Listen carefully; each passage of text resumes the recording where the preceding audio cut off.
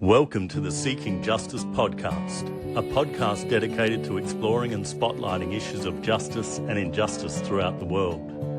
I'm your host, Benedict Blogs, a passionate and dedicated social and environmental justice advocate throughout my entire adult life, and now a barrister at law and international human rights advocate based in Brisbane, Australia. I want to use this platform to give a voice to the voiceless, to interview interesting guests working on important human rights and social justice and environmental issues, and as an independent media mechanism to clarion call forth positive change in our societies and our world.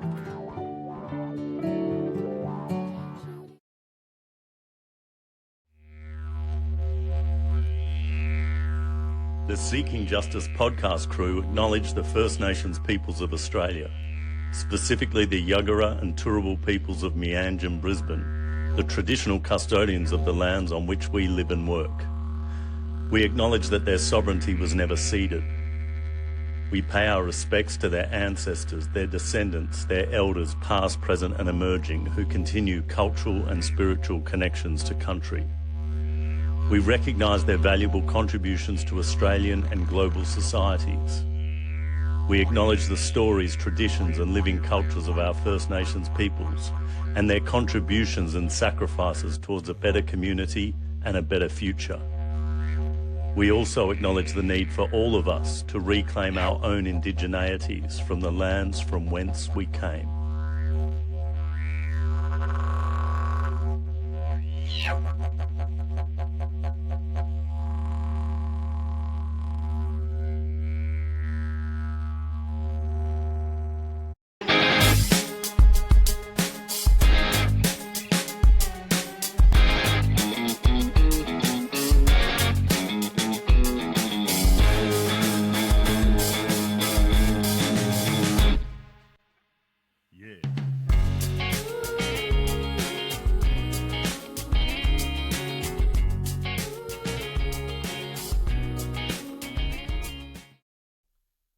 Welcome, everyone, to episode 2 of the Seeking Justice podcast, the podcast dedicated to social justice and interviewing legendary figures from around the world and finding out what motivates them to do their wonderful work. And today I have my incredible dear friend from law school, Eddie Lloyd, I'm not allowed to call her Edwina, Eddie Lloyd, the inimitable Eddie Lloyd and the indefatigable Eddie Lloyd, social justice warrior, drug law reformer, human rights advocate and whistleblower warrior, probably with an A and a O, warrior. But nonetheless doing some amazing work over the past decade or so since we left law school. And I wanted to interview Eddie about her amazing career and what motivates her to do the work that she does, and also to find out about the wonderful work that she is doing. And in post-production, well, I should say this is the first filming of the Seeking Justice podcast, so welcome everyone. There will be a segment maybe called Unsolicited Podcast Advice, where Eddie said she hated microphones being in the picture. We failed on that count, and I wasn't allowed to wear headphones. So here we are. Please leave any more feedback in the comments for any other unsolicited advice you have on how I should do this podcast, and I will probably exercise my right to ignore it, but it will still be good to have it nonetheless. So without further ado, welcome, Eddie. Thanks, Benna, for having me here. And where are we? We're in beautiful Byron Bay. We are in Arapul National Park in Bundalang country. And it's beautiful here today. We've got an overcast day. It's been raining a little bit, so it's wet all the tourists out of town. So that's great. Things have freed up a bit for us. Love that. And I should acknowledge the traditional owners of the land, elders past, present and emerging. And acknowledge them and the fact that sovereignty was never ceded in this country in which we exist, and the obvious ongoing adverse legacies of colonialism is also something that this podcast will hope to investigate and talk about. Yeah. Genocide, indeed, and the repercussions that are still obviously very loudly encompassing the globe today. So, Eddie, I think it's amazing. I'm going to, in post-production, I'll put up this funny photo of me and Eddie. We both won the top award. 2009, we won the top award for philosophy of law. And what was the silly T-shirts we got? Yeah. If you can't. Something about practice and. But it was inverted. Yeah. It's good in theory. Yeah, if it's good in theory, it's good in practice. But nerds. Yeah. Very competitive nerds, and the T-shirt just did not know who to award it to, so she gave it to both of us. Yeah. And given it was probably at Byron-based summer school, we probably should have had a meditation off or something like that. Some kind of philosophy of law. Yeah, some kind of non-violent combat we should have engaged in to actually take out the prize. But in any event, ever since then, we didn't really like each other when we first met because it was, I think it... My name. And he always answering all the questions online like smart about Benedict Coyne. And I met him in real life at the Advanced Advocacy Summer School Workshop in Byron Bay here. And we just gave a high five and we've been besties since. Indeed. The illusion that we thought about each other online and we were like different in real life. It happens. So sometimes those people on the internet that you don't like might become your bestie. You just never know. They might be another Benedict. You never know. I mean, or an Eddie, or an Edwina Michaela. They could be an Eddie. Look, in my defence, my mother named me Benedict. I suffered my whole childhood. There was no Benedict Cumberbatch around to save me into coolness. So I abandoned the name until I started writing letters to the editor, and they must have thought I was a crouchy old man. Yeah. And I was a young whippersnapper concerned about the native forests in West Australia. And I would always, without exception, get my letters published when I put Benedict Coyne. So ever since then, it makes me sound like a stuffy, arrogant barrister probably. So it's quite fitting for me. So what I wanted to ask you about is what inspired you to study law? Never been asked that question. I think it was all my life. I had this, look, I really loved hobos, homeless people when I was younger. And I used to always make my mum go and buy some milk and give them the milk. They lived under the bridge where I was growing up. And I just had this, I don't know, sense of injustice always in me. My mum was a single mum, a widower from, my dad was in World War II. And so we grew up pretty, we didn't have a lot of money, and I could see that things weren't fair and there were different classes of people. And I think that just stayed with me throughout my life. I've always been a bit of a fighter. And so it really was a natural progression for me to enter the law and start defending people who have been let down by, decades of poor social welfare policy, people living in disadvantage, just to help them. Really, social justice work really is what I think a lot of criminal defence lawyers do. And I've really enjoyed it. It's been a very interesting career, and I've met amazing people and seen people change from having the worst possible behaviours you can imagine to being leaders in their community. Kinds of great stories of humanity and resilience. It's a real honour to represent people. A lot of the time I'm just a social worker, though. Yep. That's a lot of defence lawyers find themselves being social workers, so you really need to have that skill of really being relatable to people no matter where you come from. You've got to be able to understand where they're coming from, because otherwise you're just not going to be able to connect with them, and they're not going to listen to you, because a lot of the time you have to be trying to guide them on a better path. There's the criminal side of things, but then they present with all of these social issues as well. They might have substance use disorder, they might be homeless, they might have mental health conditions, undiagnosed, unmedicated. So it really is a lawyer's job, a modern lawyer's job, is to open those doors and help them connect with those agencies to start dealing with all of those aspects of their life which have really led them down this path towards them, behaving in a way that has got them in trouble with the law.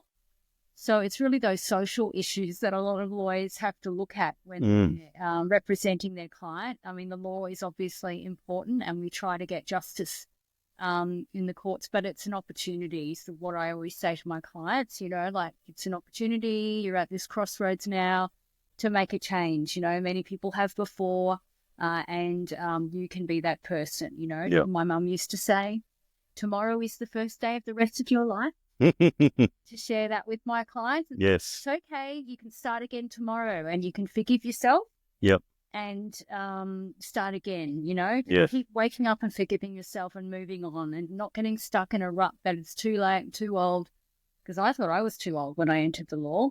Yes. In my 30s. So I studied law after I got in trouble with the law. And that's the real story he was digging for at me.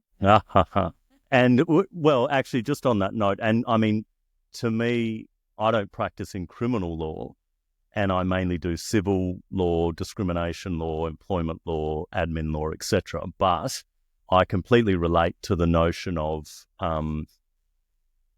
being there for your clients and having traumatized people engaging with the legal system, perhaps for the first time, perhaps for the 50th time. Yeah.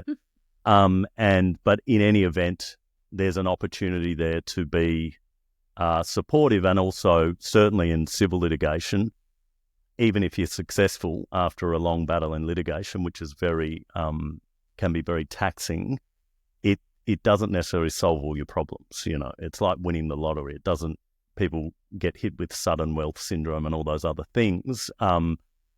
So there is an opportunity to reflect, or for people to reflect, and to, especially in employment relationships when they break down, and people moving on with their lives or deciding what they want, as well as maybe a principled stance to try and get justice for what they have been through, for sure. Take responsibility.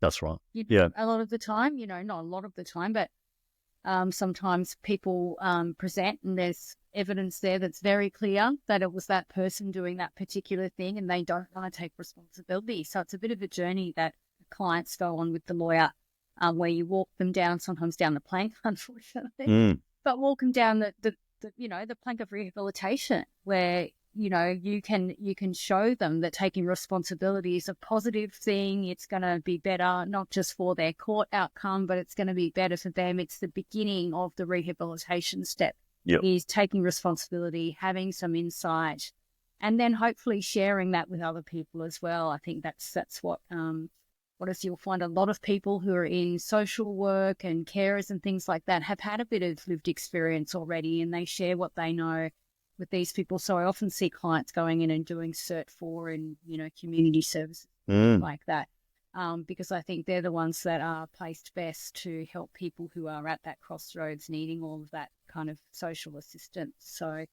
yeah, it's about giving them hope as well. So, a lot of the time when they're in the cells and they're a mess, and they might be coming down from ICE and they're in their jail again, they've done the same thing again, and are they going to get bail, and angry a lot of the time. Sometimes it's an opportunity for me to share my story and to tell them I've been on that side of the cell as well, and look at me now. Okay, you might not want to be a lawyer, but you can turn your life around, change it, and be whatever you want to be. And often a question that I ask them is, what did you want to be when you were growing up? When you were 5 or 6? Okay, fireman, doctor, lawyer, whatever. Astronaut. I get them to think about that. Taylor Swift. No one has said that to me yet. Eddie's a huge fan of Taylor Swift. Nothing against her. It's just not my... We've got a segment later called Haters Gonna Hate, Hate, Hey, Hey. Remember about what their little dreams they had. Because I think that dreams never die, and I think that you can always, I just started learning guitar at 50 a year ago. Like, it's never too late to do anything. Yep. Really. And I tell my clients that, like, it's never too late to turn around. I've seen people turn their lives around at 60, and it's what a gift to themselves and to the world and their community to do that. Absolutely. On their light and show other people that it's possible. So not to give up on their dreams is I guess what I'm saying, that you can still achieve whatever you wanted to achieve when you were little. Absolutely. Unless you want to be a police officer, of course, which I haven't met anyone actually that's wanting to be a police officer. Funnily enough. Look, I did a diploma in holistic counselling before I became a lawyer. Well, before I became a lawyer. And funnily enough, like back then, and that was because I grew up in a family who owned a psychiatric hospital. It was always there. I was interested in psychology, but I was also interested in the law. I didn't know which way I wanted to go. And again, I was older. I'd done a lot of traveling. I'd studied a history degree, environmental ethics and eco-psychology and whatnot. And but funnily enough, back then, I wasn't smart enough when I came out, and I was trying to get clerkships at top-tier firms because that's what you were meant to do. I still had holistic counselling on my CV, and that was like a faux pas because everyone was like, what's holistic counselling? Funnily enough, now, fast forward 15 years, and all of the firms have holistic. We're also holistic. So holistic is the buzzword, but it is important to have that worldly or having that worldly experience as an asset in terms of relating to people. And also, I guess, more so in criminal justice. We were having a fascinating discussion yesterday about the Alexander McConaughey Centre, which is where David McBride is being held, but also about Alexander McConaughey and all of those years ago, the rehabilitative potential and possibilities and realities that can actually manifest if you actually want to rehabilitate people. I mean, it's incredible, and perhaps we can get to that later. Of course, you are representing David McBride, and I was meant to say whistleblower warrior. I think I did say that at the start. Eddie's got a top secret safe in her house that was dropped off by spooks from Canberra, was it?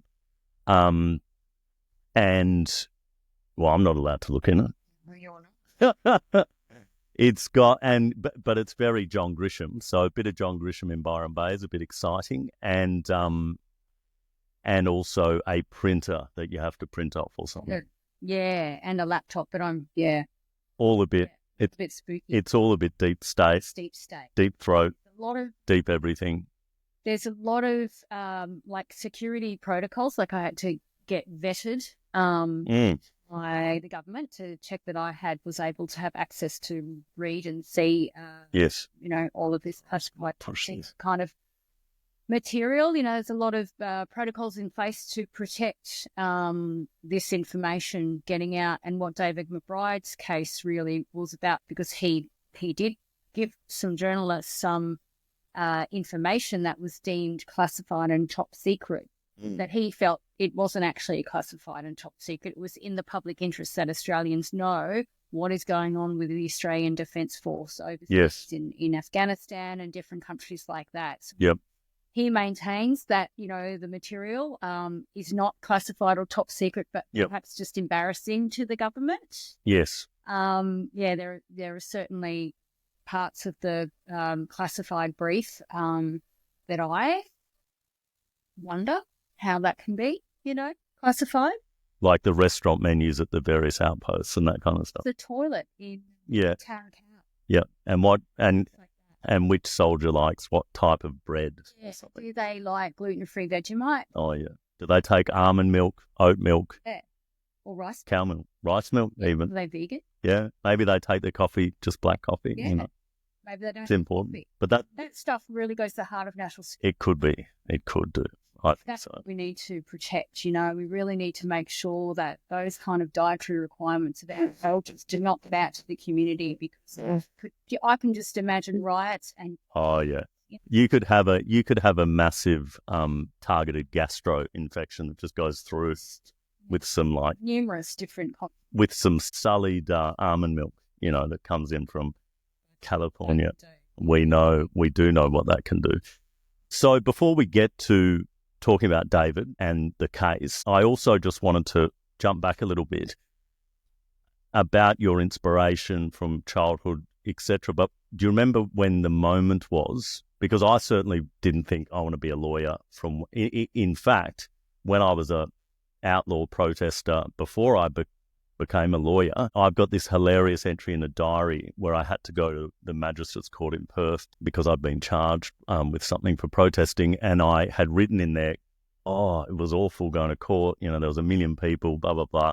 Why the hell would you ever want to be a lawyer?" is what I wrote about that. So I certainly had no aspirations, although the name of this podcast comes from my high school, John 23rd College in Perth, which was Seek Justice, and the social justice element of Catholicism, which was in Pope John the 23rd.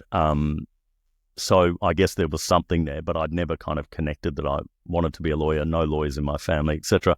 So do you remember the time, and do you want to go in a little bit about your journey to then coming to study law, etc.? Well, it was kind of by accident, really, because from breaking the law, that's one way you can get into law if anyone's wanting to be a fairly good experience of what it's like to be a criminal on the front line. It's at the crime, and then it was like, because I had some substance use issues with alcohol, and I went into the Buttery Rehab, which is just down the road here. And we've been playing Paul months and months and months and months. It was I loved it actually. We've been playing Paul Kelly on our guitars, To Her Door, which mentions the Buttery. And because I feel like I woke up in there. I'd been asleep for decades, and I woke up in there, and I just remember wanting to really help people. Like so many people in the Buttery felt that, and so many of them now I see merit workers for the merit program in the court, social workers. I run into them all the time because you have this burning desire to give back when you find recovery from that and you want to share it with everyone. So that's how I kind of felt it in. And I also wanted to I want to show my mum that I was smart, because I never felt smart, and I thought my mum was always really disappointed in me because I was a bit of a disappointment for a long time.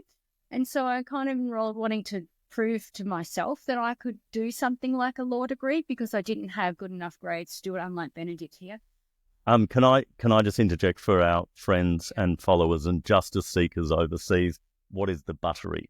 Oh, the Buttery is a residential rehabilitation centre where you stay there for 6-9 months to, deal with your substance use issues and all social issues, actually, and all of the underlying issues. And can that be ordered by the court that you attend that, or was it not? I volunteered because I just wanted to get that out of Sydney. Yep. And away from everyone I knew, and I just wanted to hide away.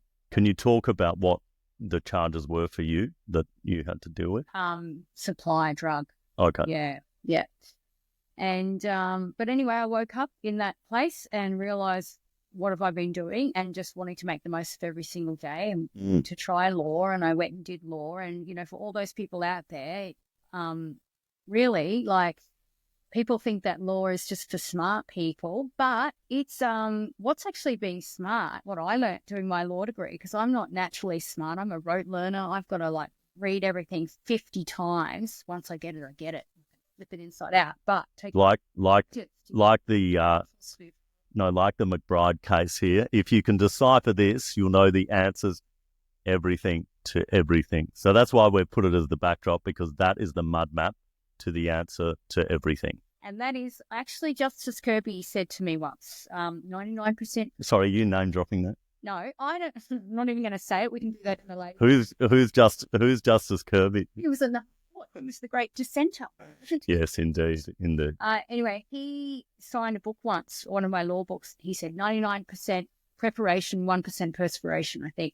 And that's what I found about law, is that being smart is actually just working hard. It's actually, not everyone is naturally gifted, but I found I could just get just as good just working hard, reading, doing the readings, doing everything. That's what I learned. I mean, it's pretty obvious to most people. For me, I just thought law was going to be impossible. But the more I, buckled down and studied, the more I learned, hey, it works. You just learn and you can do okay. Yeah. Well, so that's what I learned about the law. Being smart is doing the work, and anyone could. And there was no chat GPT back then, so, we couldn't do that. Benedict on the But in yeah.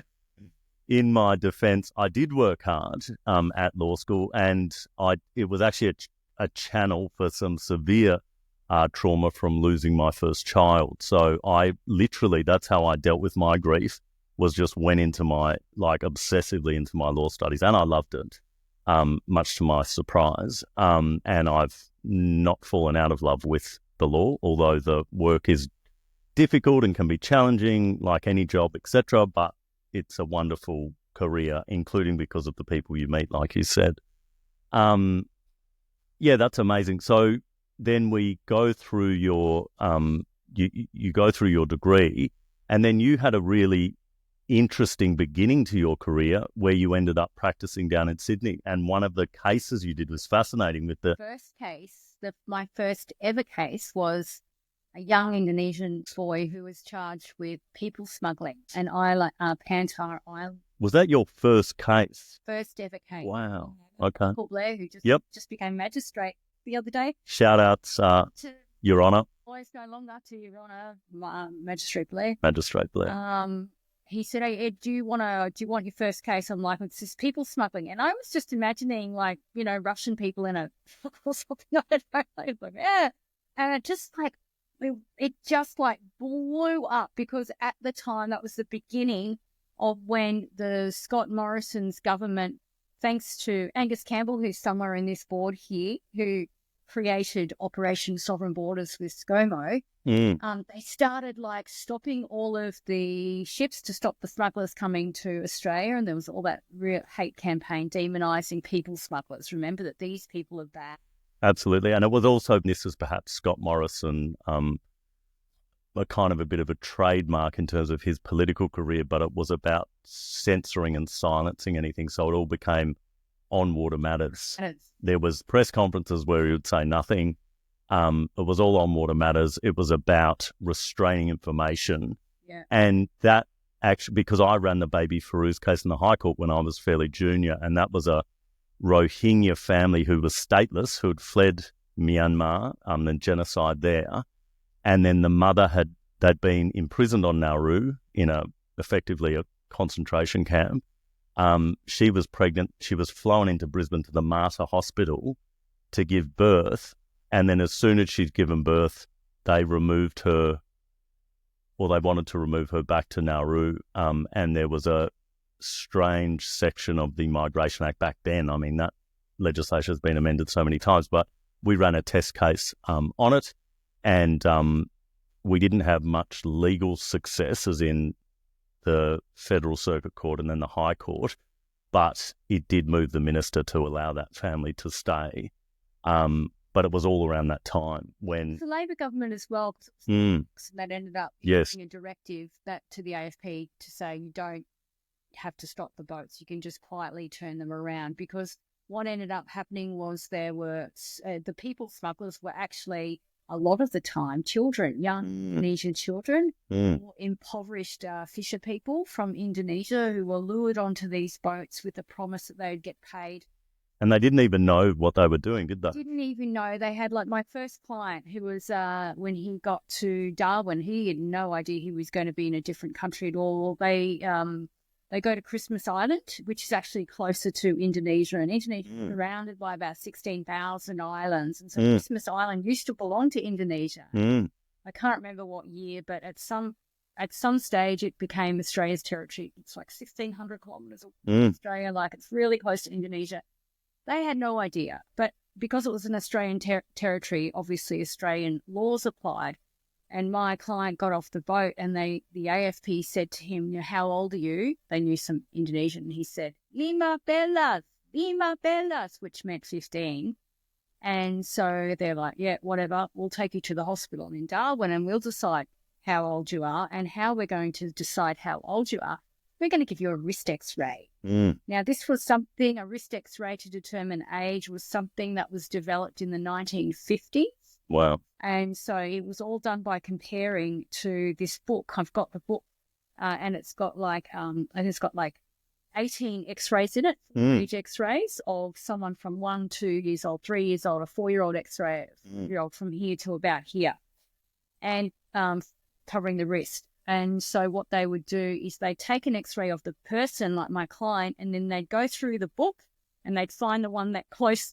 I know it's so, and this is like it's like what my 5-year-old daughter does at daycare. They compare the pair kind of thing. That looks like that. And what they didn't realize is that young, impoverished children who have been working since they were like 10 or 11, their bones are fused, and so they've got mature wrists. So their wrists actually resemble an 18 or 19-year-old. So that resulted in about 100 children being in our maximum security jails, one of them being my client. And that was the test case. I ran the first X-ray hearing in the Bankstown local court that had been run to discredit the X-ray, and they've removed it now. Amazing. And it's doing that process. But, and what was the strategy to challenge that? What did you do? Because he was like that, because of his age, they were my instructions that he was 15, and that I had expert reports that had. And also the other thing with these X-rays in the book, they were taken from middle-class white people in America, really well-nourished and, like Indonesian clients. But I had to go over to Indonesia and travel over to get evidence of his age, because they don't believe what comes out of your mouth. All the meanwhile, he's just sitting there in Silverwater Maximum Security Jail working in the laundry. Adult prison. And the laundry is notorious, isn't it? Yeah. For abuse. Yes. And so children working in the laundry. Psych report done of him. He's intellectually disabled as well. And so anyway, went over to his island with the translator, Pantara Island. Took 3 days to get there. How did you get there? Oh my goodness! Well, we flew into Bali, and then Denpasar Airport. Yep. And then we got a plane to, I don't know if it was Makassar. I can't remember now. And then this, like a boat, a bus, and then a tiny little boat, like one of their fisher boats that they, do their fishing in, over to this island. I don't think they'd seen white people for a very, very, very long time. I got there, and the whole village came out. Wow. To the shore. It was incredible. It was like a party, and everywhere I went, they were just. You had fans. And following, and everyone looking and staring and giggling, and it was very hot. I remember having to go to this, shack. It's just made out of flimsy material, and sitting there and finding, because he was an orphan, his auntie and uncle, to get them to sign, to do the affidavit to say that yes, he is that age, and to bring it back and then give it to the Commonwealth DPP to say, knock it off, all the prosecution. This is cruel. By that stage, we'd started a very big media campaign. So a few lawyers and I were doing lots of media about it, project and radio and whatever about this, the 100 children. Were the other 100 children also represented by other lawyers, or were they? Yeah. So a few of us had quite a few of them. And so who funded you to go to... Delayed. Did they? Okay. Yeah, and I went 2 more times after that for my other Fisher clients who were older people who were above 18. And I went over there to show gather evidence that they lived a very rudimentary life. They don't read the Sydney Morning Herald and drink, cafe latte in the morning and have full knowledge that Christmas Island is part of Australia. And that was, I had Philip Bolton in that case that changed the law, actually. The first trial I ever did was a people smuggling one briefing Philip Bolton SC. That was an incredible experience. Amazing. We changed the law because it was all around knowledge. Did they know Christmas Island, that was an element. We said that was an element that the Commonwealth had to prove. Did they know that they were trafficking someone when they got to Christmas Island? They had to know that. And, of course, they didn't. So the evidence that I would go over there and gather for other clients as well, for other lawyers, and give evidence in trials was to show they don't even, they finished school in grade 3, They can't even read. This island is so close to their home. They've never known that it was Australian territory. They just... So then we started seeing prosecutions being pulled everywhere. It was really great. And there was such a great media campaign. That politically, the Labor government were in when Nicola Roxon was the Attorney General, and she issued that directive to the AFP just to quietly, you don't have to keep arresting everyone. And so those 100 children were then deported back to Indonesia. And then there's been a big class action for them, and they've just won, I think. Okay. Yeah, so for compensation, false imprisonment. Yes, that's correct. Okay, That interesting. last year, a long time after, but I understand that was successful and compensation Okay. to be paid. And I also recall your first client. Wasn't there an issue as well, being from where he was, that people just don't have passports, they don't have travel documents, Okay. there's nothing. So you went and basically got viva voce evidence from the auntie. Yeah. Then you were you got affidavits from them that you then filed in. Yeah. So you had an interpreter with you. Yeah. Yeah. You got the interpretation. Yeah. So I had to have a NATI accredited for, the. Oh, wow. Yeah. So did you bring that did you find the interpreter in Denpasar and then take them to the island, or She came that one. or she came from Australia? Yeah. Had another one that was over there on one of my other trips. Okay. Yeah. That's fascinating. Incredible. It was wonderful to go to all these different parts of Indonesia that no one would have Yeah. gone to, Yep. Just go to Bali, to And yeah. and even though you might feel that's off the beaten track, it's nothing like where you ended up. Well, and there was one time I went to a village in Lombok. Out of the way. Tourists would never go there, and there'd been like a TB, tuberculosis. Yep. everywhere. And I remember getting there because they don't have like garbage service things in Yes. Indonesia and these little villages. And I remember going there, and it was just the stench, garbage everywhere. When it was this one was so bad. Yes. I said, that's just like, we had to wear scarves. Like, it was really, really pungent. And we were driving past this kind of landscape of kind of mud and sludge. And Yep. the interpreter said through the other person, the Indonesian man that was taking us, but no, they are just shallow graves. And we looked over because we were actually we found out that our client's mum had died or something from tuberculosis. It was very sad because a lot of the Indonesian fisher people that came to Australia were in compression, what do you call those, compression chambers when you've got TB? Yes. Darwin Hospital. Really? A lot of them had TB. So there was a TB epidemic in this particular village, and that's what I was smelling, was the freshly buried bodies. Wow, far out. That's difficult to find that out.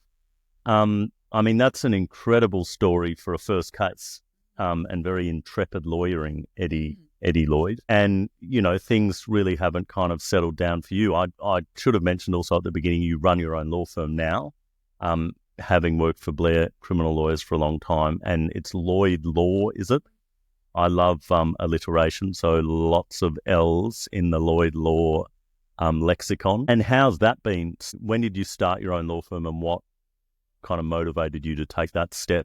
Well, I moved from Sydney, from Blair Criminal Lawyers, and so I started my own practice in 2015, around 2015, 2016. Yep. I had just run a campaign in Sydney for the seat of Sydney for Labor. Yes. Now Green. And I just run that and lost a bit of skin. It was pretty long. Anyone that's run a political campaign, it's pretty brutal. And you had a very prominent member of the Labor Party as a mentor during that campaign. Yeah, I did. Philip Bolton, SC. I thought Tanya Plibersek, wasn't she? Philip Bolton. Oh, but Philip Bolton helped do my campaign. Oh, really? Okay. But I thought Plibersek, because of the issues her husband had, there was some connection there. Support there. Yeah. Coots Trotter. Yeah. When I came out on the front page of the city. But then there was an ambush, wasn't there, with Today Tonight after that meeting? Tonight. And I'm not even going to say what it is because I don't want anyone going to find it. It was so bad. I'm going to say. Okay. That's all right. You don't have to say anything. Good. But it was a tough campaign. It was, yeah. And you... More positive than negative. I got a lot of support, overwhelming support. But it's still very hard, no matter if you've got a backstory or not. Like, campaigning, political campaigning, is very hard, and everyone wants to chomp you. I did my dash against Peter Dutton, which was not winnable at all, and it was only meant to be 6 weeks of my life. But alas, Peter stabbed Malcolm, and Scotty stabbed both of them, and the election got pushed out, and it turned into 10 months. So I really enjoyed it, but it was 10 months. I was frazzled at the end of it. Yeah, and especially because there was never any prospect of winning. it was human rights lawyer versus human rights destroyer. You've got to start. Like I've done other little pre-selection stuff, and it's interesting because if one person starts campaigning, everyone has to campaign. But if you all go, it's a safe seat, there's no chance, and everyone just no one campaigns. Yes. This silent that gets made when you run campaigns. Sometimes as soon as one person puts their foot out, you're all in. Yeah. Well, that year, 2019, it was highly contested, and the wonderful Labor I was running for the Greens. I've now quit the Greens, and that's a whole other story.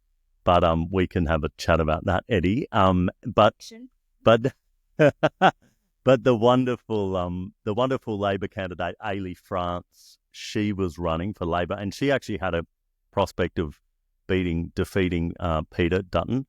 But alas, it didn't come to pass. What was it? Negative gearing, franking credits, and capital gains tax. And Bill Shorten sank the boat. So that was all a shame. And anyway, alas, we move on from that. And I would like to talk about your political journey as well, because now you're the second on the Senate ticket for the Greens New South Wales at the next federal election, which is very exciting. Marine Faruqi is in number 1 and you're hashtag number 2.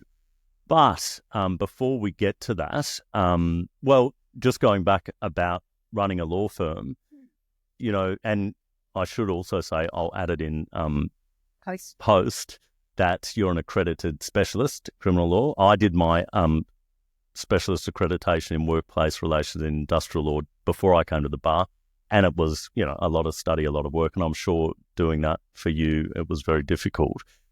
So good on you. Congratulations. High five. You're an accredited legend. It's a while ago now, maybe even 2019. Oh, was it? Yeah. I did it in 2020 through the Law Institute of Victoria, and there were 2 of us from Queensland, and everyone else was in lockdown for 6 months, and you just saw the deterioration. It was, that like 25% part. Yeah, that's right. Yeah, it's very difficult, but I really loved it because I'm a nerd, as you're a nerd. So all that's extra excuses to study. But in terms of setting up your own firm, I mean, are there any tips you'd give to people? Do you see it as, notwithstanding you get a lot of responsibility? I mean, there's an analogy with going to the bar to some degree, self-employment, working for yourself. You have a lot of freedom and flexibility to some extent or in some contexts, and then in other contexts, it's a grueling responsibility in terms of everything that you take on and all of your, outstanding extant obligations you can't kind of switch off. Well, you have to learn how to manage yourself, your life, your family commitments, making sure you have external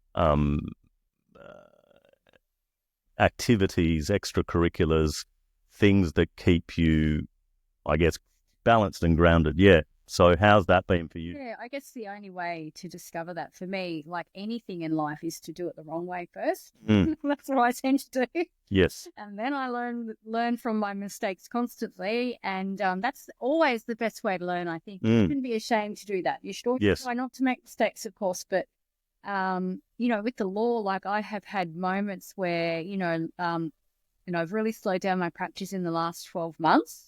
Lots of external things happen, but also the amount of work I was doing, and really complex, not so much complex law, but complex humans, with a lot of trauma. Yes. And you feel, in a solo practice, you're the only one. You can't really go on a holiday unless you've got other staff. And I don't like managing people, and I don't want to be managed. Yes. The true solo lawyer. And it's wonderful because you can pick and choose what you want to do, but then it is very difficult. You can't, they're your children. They really are. Most of the clients I have, they don't have much support around them because everyone has just had to tough love them out of their life because of drugs and whatever. So they really depend on you, and it can be a very, very oppressive burden to carry. And I just took on too much, and I feel sorry for too many people sometimes, and I help too many people, but the person I don't help first is myself. Yes. And I guess that was the big lesson about a year ago when I just burnt out, got glandular fever, pneumonia, went to hospital, You tag team, because I've got glandular fever now, so You know, no time. Dropped off the gym. Yes. Lost too much weight. Wasn't eating right. Stressed all the time. Not sleeping, and everything just falls apart. And the first thing that fell apart was, besides my mental health, but the quality of work went down. Yep.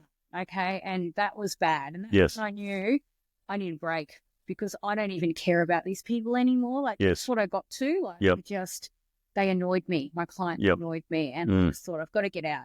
Sometimes you see really cranky magistrates who are like that every day, and you wonder, like, getting paid $300,000 a year. Like, don't you want to retire now? Like, because I really believe you should only do something for as long as you love doing it. Why are you doing something? Life isn't about that. You should be always doing what you enjoy doing.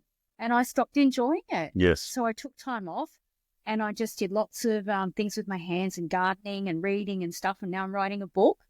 And it's taken a long time to get to where I'm at, where I've got some kind of balance. I'll never have balance if I'm an extreme person. I'm in the extremes. But I have got some balance today.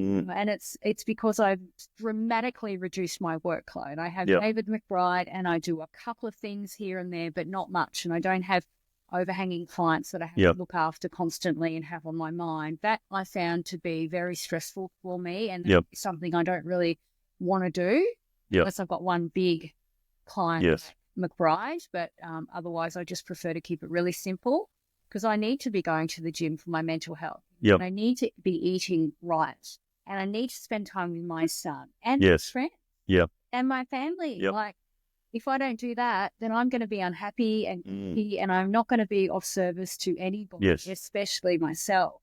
And you want to, I mean, in the law, we're all, heavily reliant on our reputations, on our work.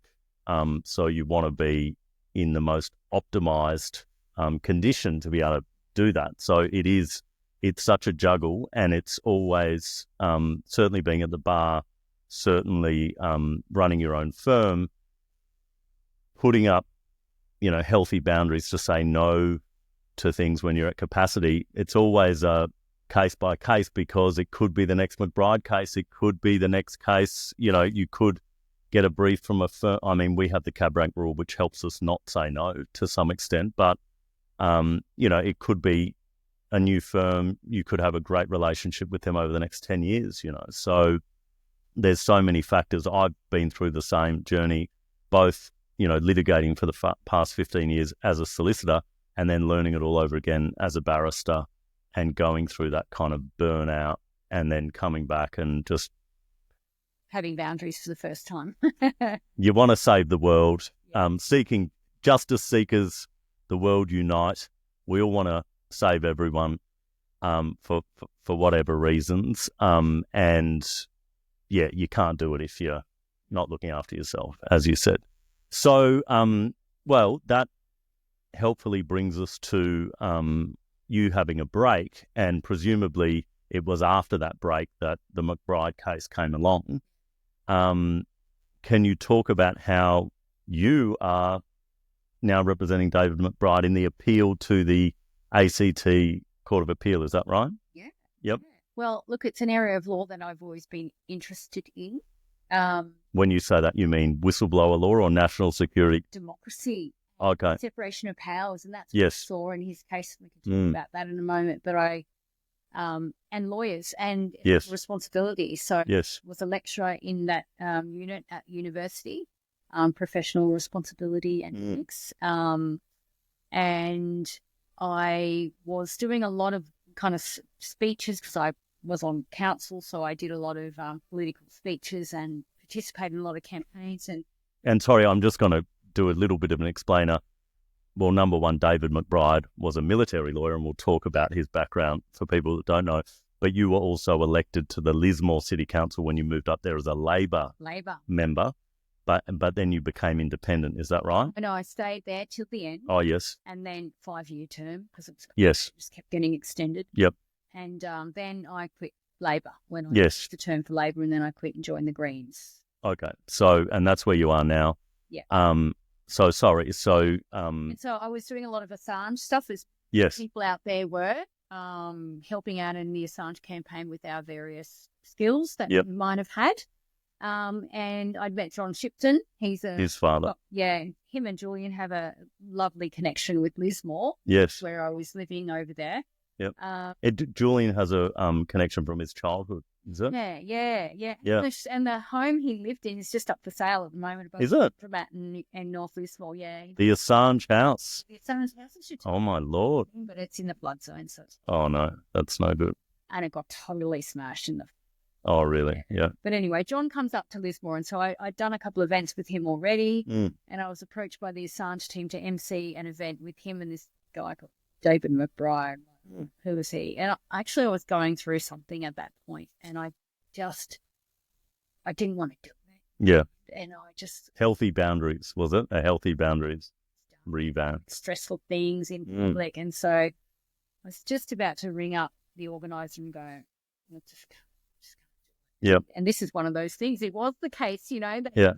maybe you should. Oh, yeah. It was like, and I contacted McBride, I think on WhatsApp, and, just asked him who he was. Yeah. I didn't know anything about him. I started Googling and finding out about him. And then I was talking to him, and he was very articulate and bright. Mm. He's a lawyer, so we had a good connection there. And so he came up to Lismore, and I did this gig. It was a fantastic gig at Starcourt Theatre. And then we just remained in contact. And so then I went down and supported him through the trial. Yes. He's got an assistance dog, so I got his dog accredited for him so that he could have Jakey in the trial with him. Oh. Yeah, because Jakey and him are they're just Inseparable. Except now. Yeah. Rubs him all the time, all day to get his PTSD. Like, it's a treatment. It's like Yeah. medicine. It really is. And I've heard Jakey's actually quite gifted in writing submissions. Oh, it's very, very, very intelligent. Yeah. He puts it in a way that, just. It was amazing in the case in Canberra. He sat there. You wouldn't even know a dog was there. Did they get him robes, like little robe, a little jabot, and a little wig? I want to put a GoPro on it. That'd be cute. Did close call stuff, but no. See where he ends up. Yeah. So I know he sat there the whole time. So I did that. Is that the first time you've had an animal in the courtroom that you can? Yeah. I've never had it. I represented a dog in Belfast trying to get back into Australia. I represented the dog's owner. I have a feeling the dog might have also been called Jake, but that was a lawsuit against the Commonwealth and the Department of Customs Immigration. And it was an AAT appeal, but also a disability discrimination case in the federal court. And it ended up resolving, but it was about the policy of the government that was said to reflect Section 9 of the Disability Discrimination Act regarding assistance animals, and it didn't, or at least we said it didn't. And this lady couldn't come back with her dog in the cabin, which seems to be a very Australian thing, because you go overseas to the States and everyone's got their little pooch or their little cat or some orangutan or whatever it is in the cabin with them, but in Australia it's not to be. But anyway, I didn't ever get the privilege of having an animal in court other than a human animal. The human animals in court. Yeah. Humanising the whole situation, and really, I think it really rammed home to people that this is a veteran, yes, 2 deployments in Afghanistan, and he's got PTSD, medically discharged from the army, and this is assistance dog. Yes. So, and he really needed that dog. It's probably the most devastating thing for anyone that witnessed it that day. He got sentenced, taken away. When Jakey got taken in one direction and he went in another, it was just. And where's Jakey now? He's with some friends in Mullumbimby. Okay. Yeah. So. And how's David going without Jakey? I mean, that must have been difficult. Well, he sleeps with a pillow, like a weighted, because Jakey sleeps with him every night. Yes. So he sleeps with a pillow that's quite weighted. Yep. Which is kind of that. Jakey with a weighted blanket. Yeah. Nice to sleep. Yeah. So, yeah, he does that. So, he's just coping the best he can in there. Yeah. He doesn't really have a choice. And Jakey would be, well, I can't tell a dog's age from looking at it, but a youngish dog that he'll be around for a while. So hopefully when David gets out, there'll be a lovely reunion. Yeah, which is nice. So then you were So was it the Assange team asked you to MC the event, and then David approached you to represent him, or someone? I just kept in contact with him. Oh, okay. I met the family and, formed good relations with them. And Because you're between Lismore and now Byron and Sydney, because you run cases in Sydney. And I should say, with you clarifying before what kind of work you do with your firm, but I mean, I've been here for 3 days and you were in court for 2 days doing duty, solicitor, bail, that kind of stuff that you do. Yeah. And then you take on these big cases on this. And mental health work at the tribunal. Yeah. Oh, okay, yeah. Yep. It's really interesting. Yeah, so the trial was really interesting, and I just, listened and learnt more and more about the case and stayed in touch with him. Then when he went into custody, of course, it's very normal when you've, lost. Yes. That you get fresh eyes on the matter. Yes. Yep. That's what happened there. So he chose to get fresh eyes, and he said, Eddie, I want you to do it. And how long was the trial? I didn't go very long. It was like 4 or 5 days. Oh, because there was trial arguments. That's right.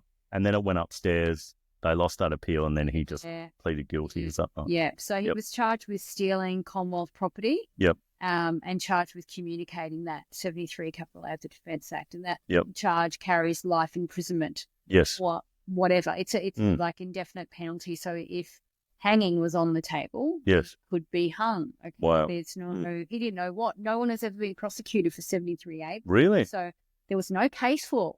When was that? He would get. When was that introduced? 1903. Yes. I think 1917, I think that provision was introduced. And then it was, so it's an amending. It was really the purpose of it, as most people would realise, would be to stop treason. Yes. So you're not selling state secrets to the other side and things like that. That's the reason. Yeah. It really sure. isn't fit for purpose. Yeah. They charged McBride with it. He was originally just charged with the Commonwealth stealing offence, and then they've gotten creative and charged. It's just a kind of broad catch-all in a sense that they. A 73A offence can apply to anyone in the public service. Okay. It doesn't just have to be an ADF member. Yeah.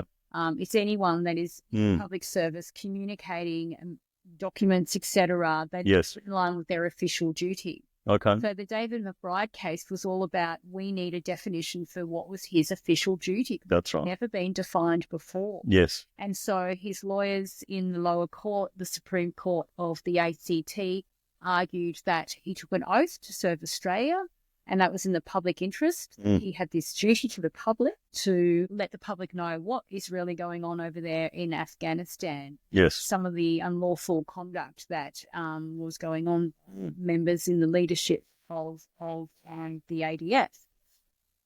And he had this secondary duty that wasn't emphasised, I don't think, enough, which means that our hands are a bit tied in the Court of Appeal, because you can only raise appeal points that were raised in the law.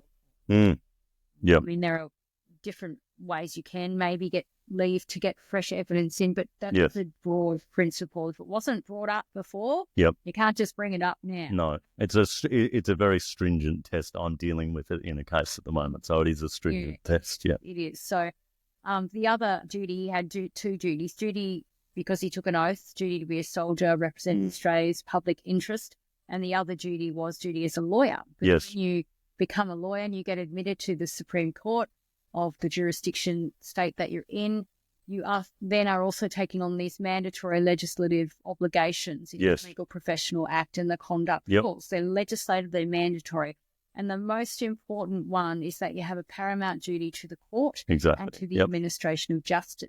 And that is all about justice must be seen to be done. The public must see that justice is being done, which was everything that didn't happen in his case in the end. But they didn't really raise that very strongly, so we weren't really able to do much with it unless there's a retrial, and then we could bring it up then. But so that, but a retrial is a prospect if he's successful in the appeal, conviction appeal. So he, so anyway, they ran the duty argument in front of Judge Mossop in the Supreme Court, and unfortunately Mossop decided that he only had one duty, and that was to obey the King, and it wasn't to the public of Australia. Okay. And it was kind of a Nuremberg style he was ignoring Nuremberg completely Yes. when he made that ruling that he Principles of Nuremberg. had to obey the higher up.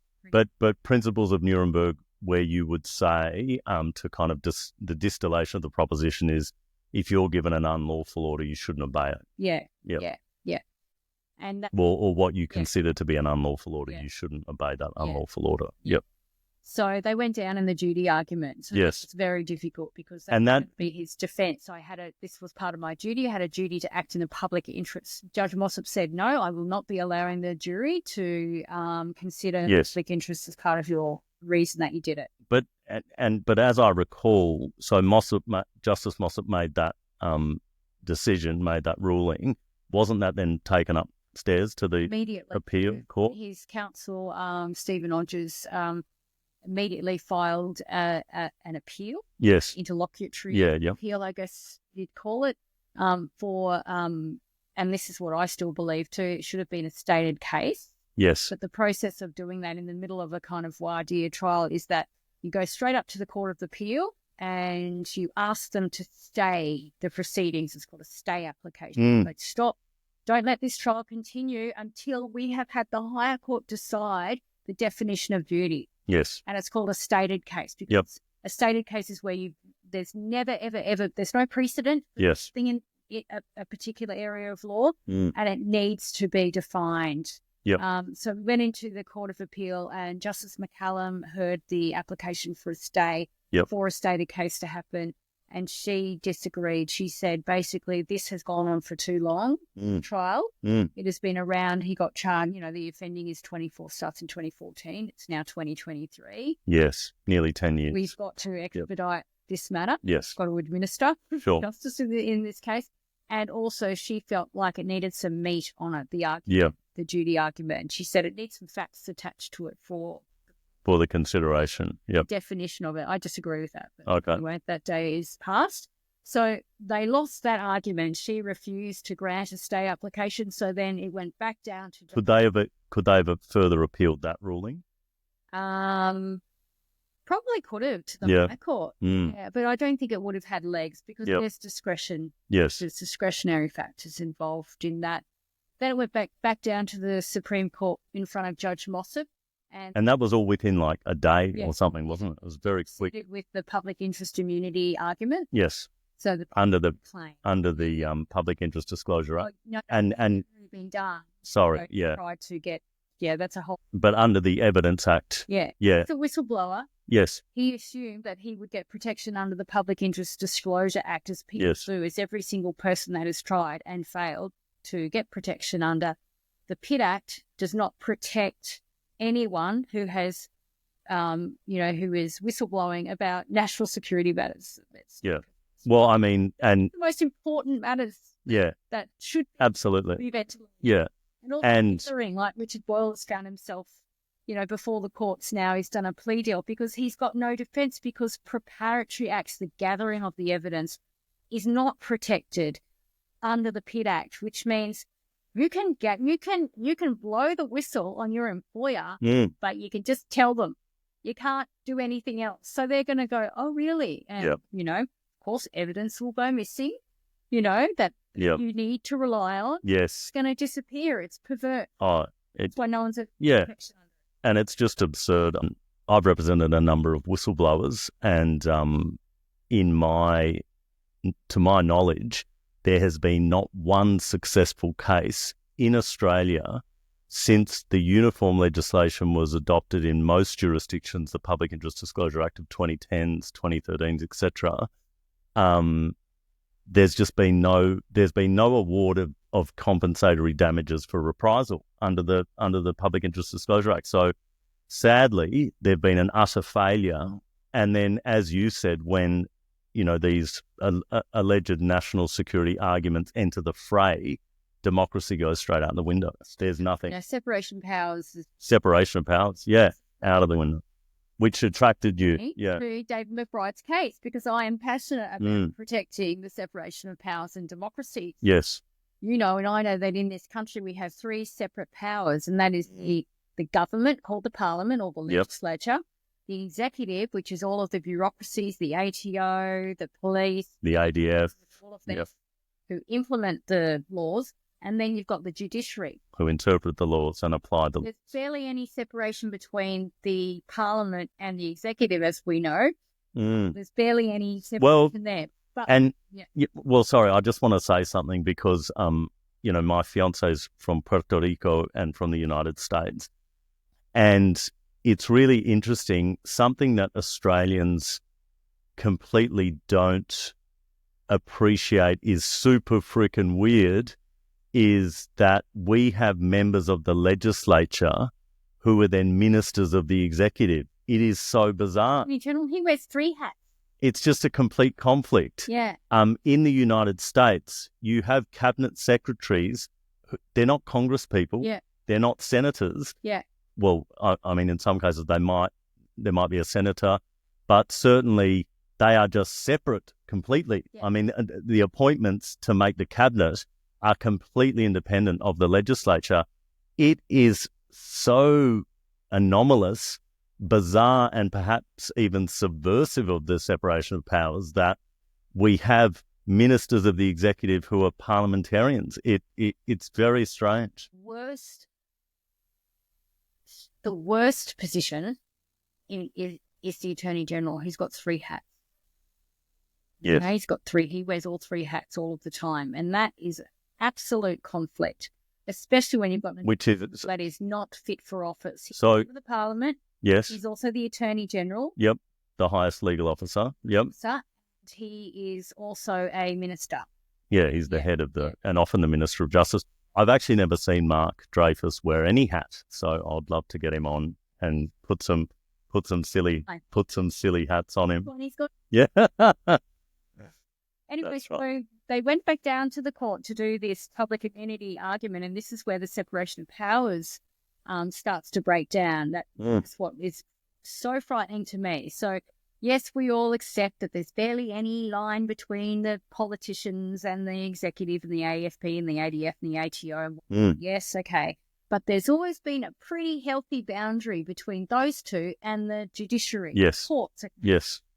Which we need in a functioning democracy. And the most important reason we need that is if there's been an overreach in the law or the implementation of the law by the Parliament or by the executive, the AFP, ADF, then we turn to the courts to administer justice. They're the last the bulwark against tyranny. And if we don't have the judiciary to turn to, there is no accountability. Yes. We are living in an autocracy. Yes. We are not living in a democracy anymore. And that is what happened in David McBride's case, because when they went to do the public interest immunity arguments and when they did the application for protection under the PID Act years before, the Attorney General comes in with his superpower, to remove evidence from the court. Yes. Not even the judge can see it. Wow. So the judge can't even overrule the Attorney General's prerogative to do whatever the heck they want to do. With is exactly what they want you to be left with in terms of the evidence. Now, yes. I might sound a little bit conspiratorial, but I've been around a long time and I've been in politics and I know how. Yes. And the narrative that has been left of David McBride has sometimes been quite manipulated and adverse against him. And that is because of the evidence that has been cherry-picked to be left under national security protections and the evidence that has been allowed to be made public. And as with any high-profile case, there's the trial in the court, and then there's the trial by media. So public perception is very important. And especially in this case, where what we saw again was the secret court. Yes. Where all of these arguments about the evidence were done in secret, like the public were not allowed to see it. So there goes, justice must be seen to be done. And it's not there. You can't see it. And that the result was a grave injustice to this man. That is what has happened. That is what. Well, but perhaps also a grave injustice to our democracy, because my question is, if the Attorney General exercises the invocation of the national security argument, and then the secret court is held,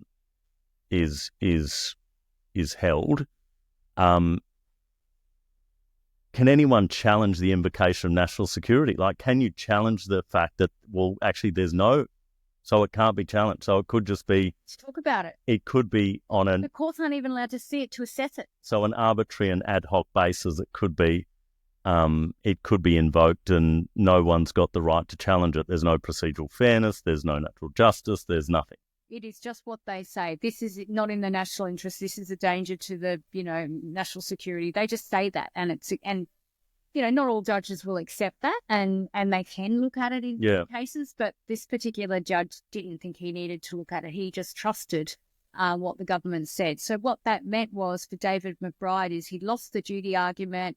And he lost all of his evidence. He was left standing there with a blank piece of paper, redactions all the way through it. And the Commonwealth didn't even want paper with redactions handed to the jury if he ended up proceeding, because that looked bad for them to have big black lines. They just said just white paper. Well, I think it was perverse. But I thought it was because they were carbon neutral. They didn't want the paper, given their commitment to climate change. That's it. It sounds trite to say how Kafkaesque the whole thing is. That's why the court of public opinion is so important. Yeah, and I guess to keep in check, as well, the exercise of those powers by the Attorney General. But it's interesting to me. I think I've been watching a lot of podcasts in the past year since the genocide began in Gaza, which is one of the reasons I've ended up reluctantly starting this podcast, finally, after being told for many years, you should start a podcast. And so here I am, and here you are. Thank you. But it seems to me that I think I was watching Pulitzer Prize-winning war correspondent Chris Hedges, and it might have been Professor Jeffrey Sachs, but certainly since 9/11 and the Twin Towers attack, the aggressive advance of the national security state in Western countries has been, without precedent. And so the argument, because, way back when I was a junior lawyer and I was I began doing work with Australian Lawyers for Human Rights, Brett Walker SC was the independent national security monitor, and I did a lot of work feeding into him, and I also appeared at some COAG inquiries and panels about terrorism laws. And I was absolutely shocked that when I was going in there in good faith as a true believer in human rights and the fact that the rule of law might work in the system, and I was just making pretty basic arguments against the encroachment by these terrorism laws, the panel basically was saying, are you with us or against us? Like, you're with the terrorists. Like, that was, and I was just, and I was with the terrorists kind of thing. And it was just, but an issue with the rule of law being, but these were, and the panel was made up of like eminent jurists. Like, it was really like, who know better than us? So this is what happened to the, but in Gaza at the moment. It's like they just, we all believe in human rights and rule of law until there's an exception. It's always going to be an exception if it comes for us, and we will break whatever rule of law we need to. And that's what we see with the government. And that and so that's the same as though, as you said before, I mean, let's talk about was it Witness K and Bernard Collaery? Like, how embarrassing was that information for the government about... Pulled the prosecution, because not to air would be an admission that it was happening. Yeah, but incredibly embarrassing. And so let's then invoke national security because we're embarrassed about things. And so then tracing this full circle, as you've just said, no one can question or challenge, even with an independent Chapter 3 court, the invocation of national security by the Attorney General. So if the government of the day wants to cover up embarrassing conduct, they can just get away with it. Security card. Yeah. And that, I think, is unconstitutional. I think that is a breach of the separation of powers, and that is potentially something that the High Court might be interested in if we lose David McBride's appeal on the 3rd of March. Yes. He wants to head on down with the convoy down to Canberra. So 3rd of March in We're at the Court of Appeal. And how long is it listed for? It's for one. For 1 day, yep. And who? Deliver judgment that day. Yeah. And who have you got briefed for that? I have got two amazing counsel brief. I have got Kieran Gingus, who has done a lot of work in this area of national security. Yes. Very, very bright. And he's at the bar in ACT, in Canberra. Yeah. He's a very senior junior. Yes. And then we've got Bill Neal, senior counsel, who's at Forbes Chambers in Sydney. And yes. worked with him extensively on a lot of people smuggling matters, actually. Excellent. Incredible. Yep. He's very, very, very bright. Yes. And he, he's not afraid. He's fearless. Yeah. He's a fearless barrister. As one should be.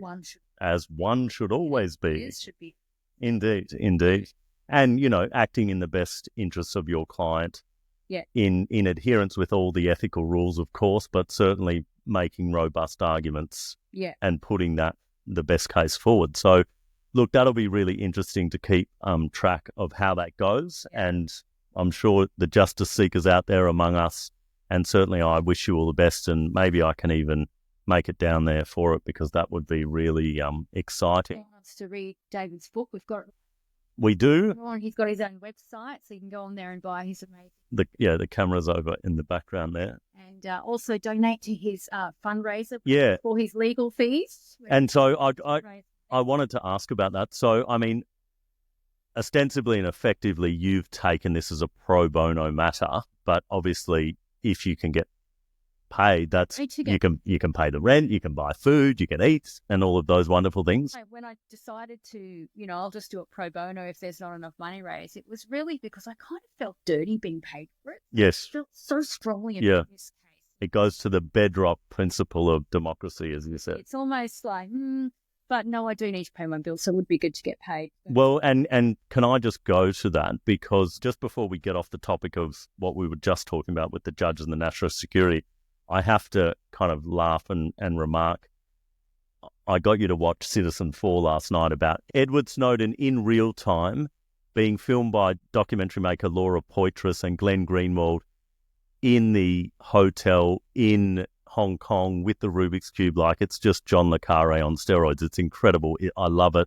I get goosebumps. I've watched it 5 times now.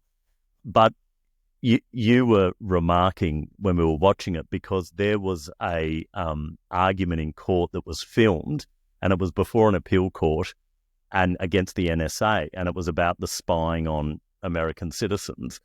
And there was a challenge to that, and the attorney turned up for the NSA, and he was with his bow tie, and he was talking Smithers? And he was saying to the judges, we don't think that this really needs to be considered by the judiciary. I mean, this is just let the executive take care. It's fine. Just don't worry about it. It'll be okay. And what was the judge's response? Because that was quite amazing, wasn't it? Are you saying that the judiciary to do? Saying you don't need us. Yeah. We have a role in these proceedings. And especially the older judge on the on the screen. He was brilliant. Yeah. Yeah, he was just like, what are you... Yeah, exactly. Yeah, and it was just... I'm everything. But the fact that arguments were being made like that, I mean, the hubris and the arrogance... The Trump era, though, that's where people just can get away with that. This is how things... No, but I don't think that was the Trump era. I don't think that was... 2013. But that's just the national security state in the US. Like, the law doesn't apply to us. Like, what are you talking about? Come on, wink, nut. Yeah, wink, nudge, nudge. Come on, let's, get it sorted. So, so strongly recommend justice seekers out there, Citizen 4. I think there was a feature film made, but the actual documentary is amazing. You can watch it on YouTube. It is so good. And attention to what's going on here. Yes. Well, and sorry, the parallels with David McBride's case, you were quite, you were like kind of gasping, going, oh my God, there's so much similar. Recently on what you're saying about Smithers in the Snowden thing, recently I was watching Senate estimates, and they were, people were giving evidence, the Bar Association of Australia, the Law Council of Australia were giving evidence on this new unexplained wealth legislation. Oh, yes. Where part of the legislation, what it means is that lawyers, if they have a client, yes, and barristers, if they have a client come forward and there's a bit of a whiff of how they're paying, there's a little bit too much cash there or whatever, that lawyers under this legislation have a duty to stop acting for them and dog on them. Yes, which is like this whole structure set up in their little solo practice in case they get someone like that. Yep. And dob on them, like become informants. Yep. Yeah, it's like yes, which undermines the whole independence. Attack on democracy. Yeah. That's the attack in the judiciary, like. Yep. And with lawyers, turn everything into an autocracy because it's just easier to control. And turn everyone into an informant potentially. Yep. Yeah. And so you said the Bar Association. Oh, she was just talking about the separation of powers, like the 101 of learning your first year, even year 10 legal studies. Like she was. I mean, you should watch it. I will. Shaking in her voice. She was so aghast, and there's a transcript as well. But you should watch her because she was like shaking, like and I don't actually happening. And that reported. Yep. Nobody's the fourth estate are just part of the government. Yeah. You know. Yeah. Insiders. David Spears, we're on to you. Insiders are insiders, as I've heard some international commentators but international commentators just laugh at the press gallery in Australia because they're insiders. They're all just beholden to the government of the day to get their secrets. Very annoying because they're all breaching their main ethical obligation, which is to report facts objectively, fearlessly, without favour. And your favourite? In the public interest. And yep. They're just doing whatever because they're going to give someone a scoop because they're going to keep that job in the press gallery or whatever. Like, or make a nice, what is it? Carbonara at home. Annabelle Crabb, I think, is your favourite journalist, isn't she? Investigative culinary journalist. Expensive. Indeed. So we've got the pro bono case, you've got counsel presumably acting pro bono, but there's also a crowdfund. Now, we were also watching the wonderful Boy, Alexa and Alex from Boy, doing the amazing video on Chevron and Stephen Donziger, the fearless US lawyer who's been in a 30-year legal battle with Chevron and ended up judicial corruption, being locked up in his house, lost everything, being sued for $60 billion. Check out that video because Boy their best video are brilliant. Well, the Pine Gap one is pretty good, but I also did get busted breaking the Pine Gap, so I do have a warm place in my heart for Pine Gap. I was never charged, I have to say, and I was never and thus not being charged, never convicted, but I did have to disclose that for my admission to the legal profession. And to the bar, and I have a nice letter that I should get framed from the feds, I think basically saying you've been a very naughty boy and if you do it again, you'll be in a lot of trouble. But in this case, we're letting you go. And actually, my friend who was involved in that with me, he's a barrister at the Sydney bar and he does criminal work, but he also represents climate protesters, and I do want to get to that. But just before we finish on the wonderful David McBride, so we were watching the Boy episode and Stephen Donziger, and at the end Alexa was talking about they did a crowdfund and in 3 days they made $90,000 for David McBride. For the appeal, they said. Yeah, I think so. So what's the update with that $90,000 and how much does it cost to run an appeal like this? How's the crowdfund going? And if people want to contribute, where can they go? Well, we didn't get $90,000 for the appeal. I don't know where that went. Okay. It didn't. It's not being provided to his new legal team, so I can't explain. Okay. Explained well. So maybe we can phone a friend. We'll call Alexa from Boy and try and find out what happened to that. Yes. And how much does it cost? How much does it cost, and also what do? It depends. Yeah. Depends who you have. I have to just put it out there because people assume that pro bono means shit, means crap representation. Yes. It actually doesn't, because people like my team who are in it for the right reasons, and that's who you want in your case, whether you am or not. That's who you want. But more often than not, if you've got someone that really gets it and really wants to get justice, they are not going to be so concerned with money. And that's how our team is approaching David McBride because Sure. it's a very important public interest case.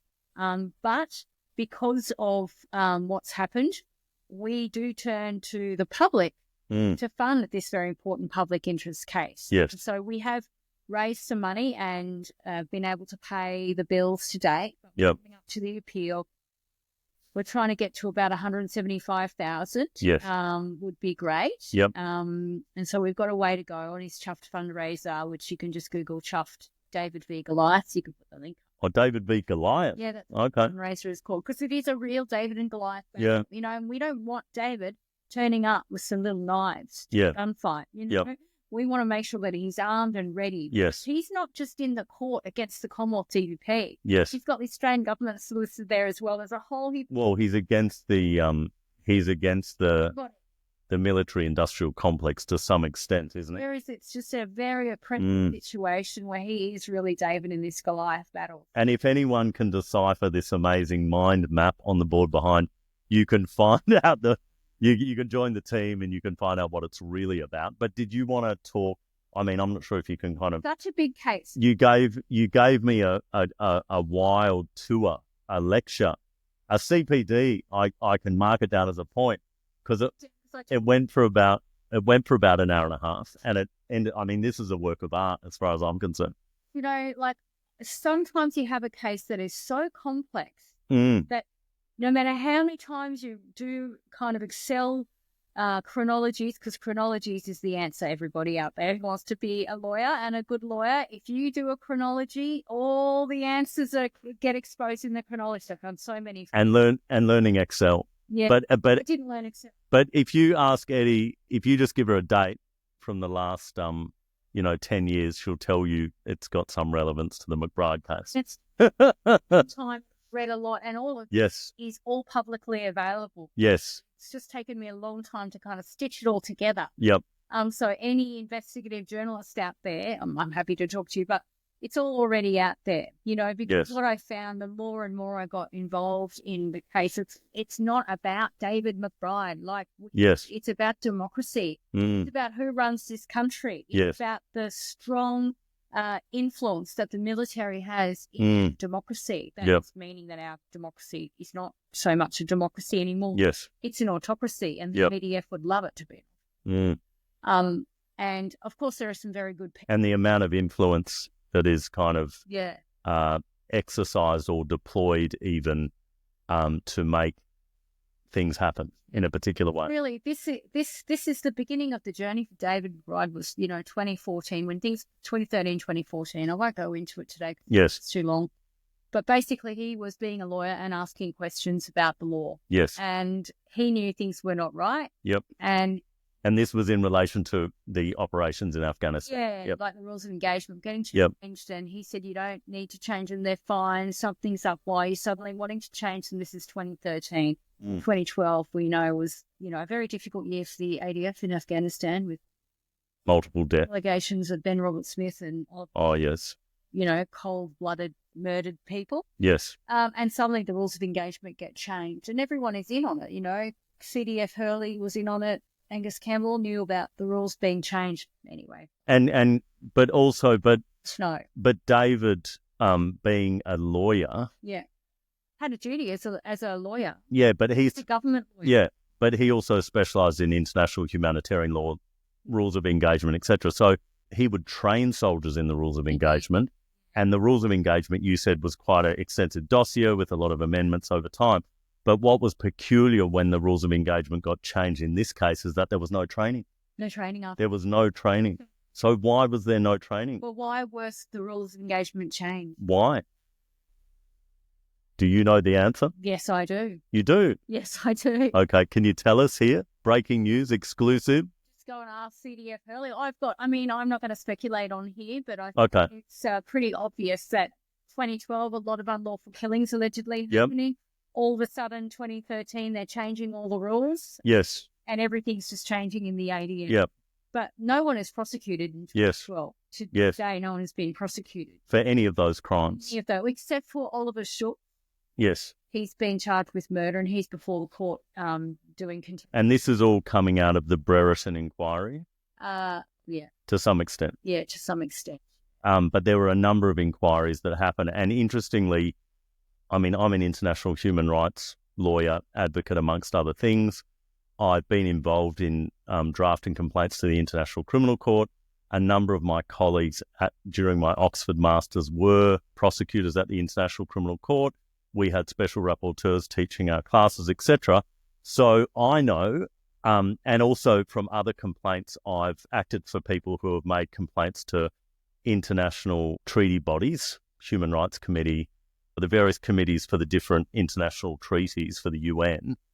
You have to, in order to access those complaints mechanisms, you need to exhaust domestic remedies and jurisdictions. And oftentimes you might not actually run a case because it's too difficult, and it's just obvious that you're just not going to get any traction or action in running the case domestically. So what you can do to kind of fast track it is you can get an advice from a senior counsel and a junior counsel, in my case, me, that basically says there's no prospect of success in a domestic jurisdiction. Get your entry ticket into the international. Exactly. So when all these inquiries were going on, the Digression inquiry, did you say there was the OSI? It was set up. There was a number of, but I mean, presumably that meant that there was no prima facie way to get into the international court to make a complaint about the leadership, which has been David McBride's case, okay? About the leadership, about the generals. Agreed. Yes.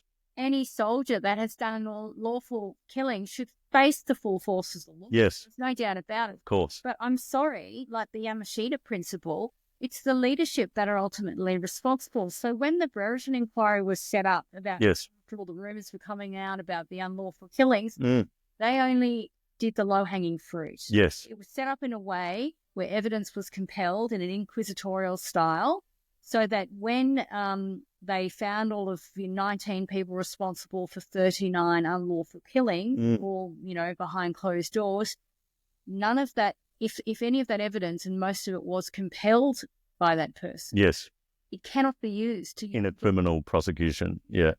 And so what the Office of Special Investigator is doing now, after the inquiry, is they are quarantining, what was compelled and what wasn't compelled, to see what they can and can't prosecute. Yes. And to date, we've only had one person prosecuted, Oliver Schultz, and I don't believe that came from evidence from the Brereton inquiry. If anyone remembers Mark Willis's report. With the helmet cam.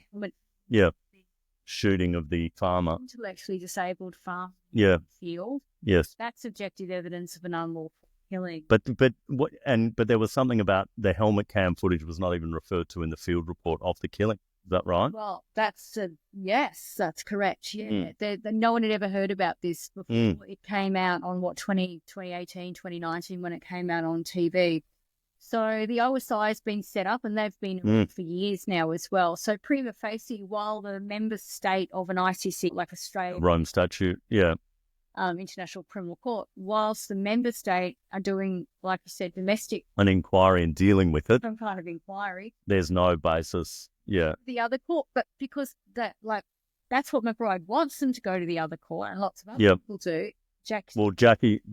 Senator Jackie Lambie. I'm interested in the leadership. Yes. Because that's the principle. Yeah, and the doctrine and the principle of command responsibility. Did know. Yes. It's whether you ought to have known. Yes. Should have known about it. That's the Yamashita principle. Yep. And that's the principle that is held in the international court to get the command. So some cynical people have said that the Afghanistan inquiry and the OSI have just been a little bit of a way to prevent the invitation made to that court to consider an investigation of the command leadership.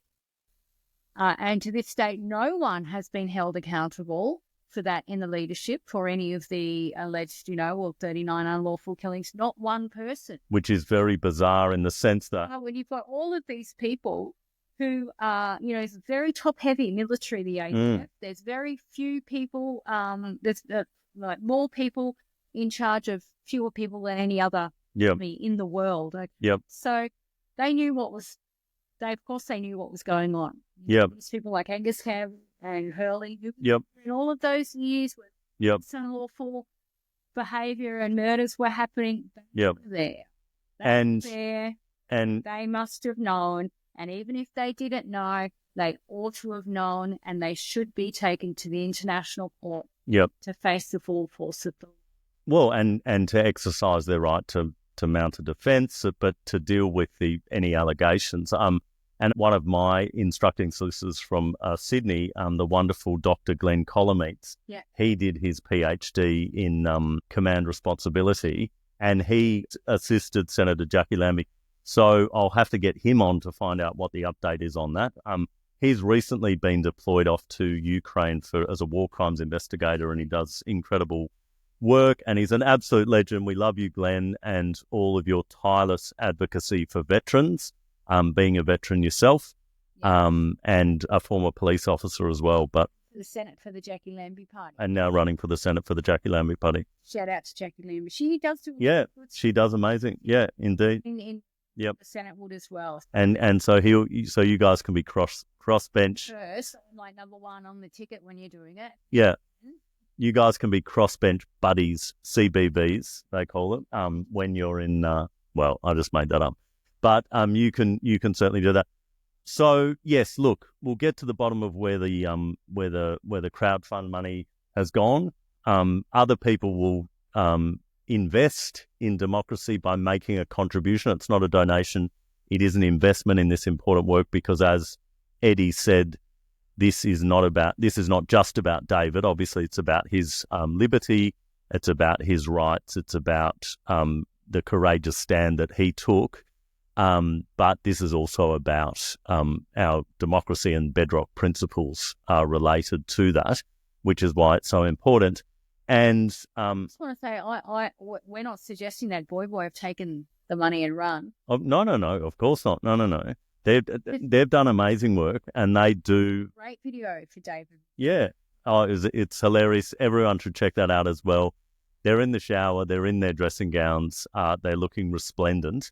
But no, I think it's just a point to clarify, because in the Stephen Donzi video we were watching, it said that $90,000 had been raised in 3 days, and there's just a question. So that's fine.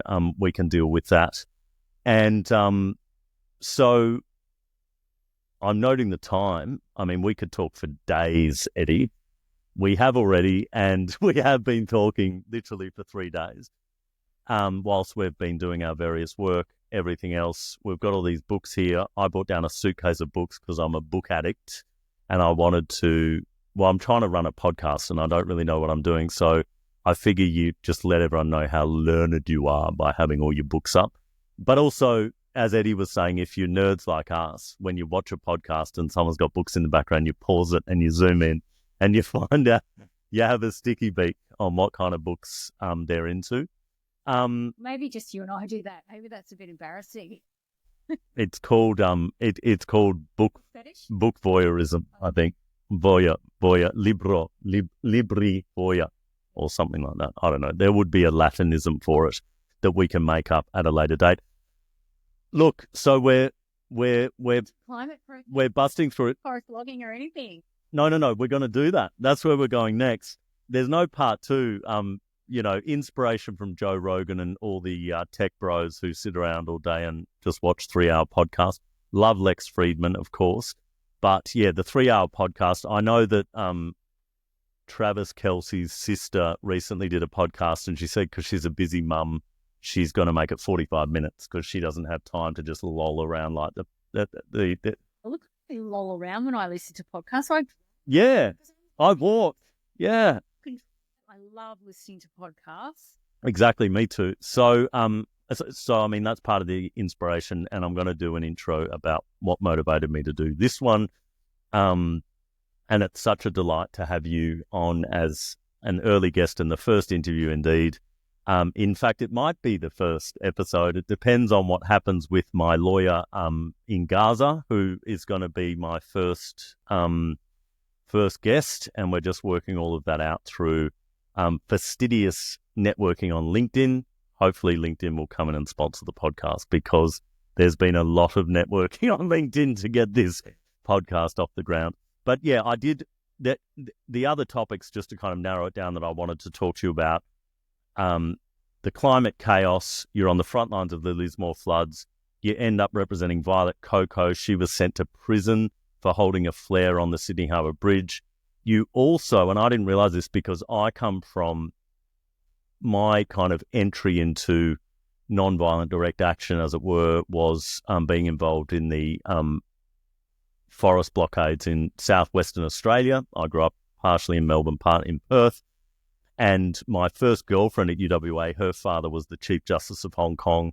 Her mother was a lawyer from the UK who set up Friends of the Earth in Hong Kong, and they were then in Perth, but it was kind of their influence that got us into the forest protests, and then we deferred uni and we went down to the camps. And I had no idea that you had been representing forest protesters in northern New South Wales, but also you've got like you could even pitch this on Shark Tank, like a forest protester lawyer pack, strategy pack.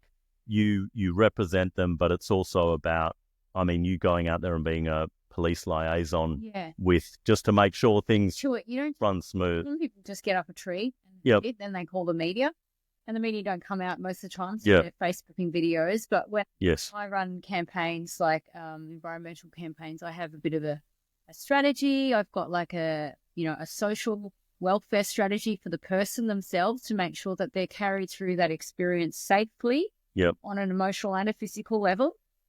We have a political strategy and a legal strategy and a media strategy. And the political strategy is about communicating with your local member or someone who is in that kind of area in Parliament, and seeing what they're up to, what's coming up, what they might be introducing, what debate might be happening. Can they introduce something?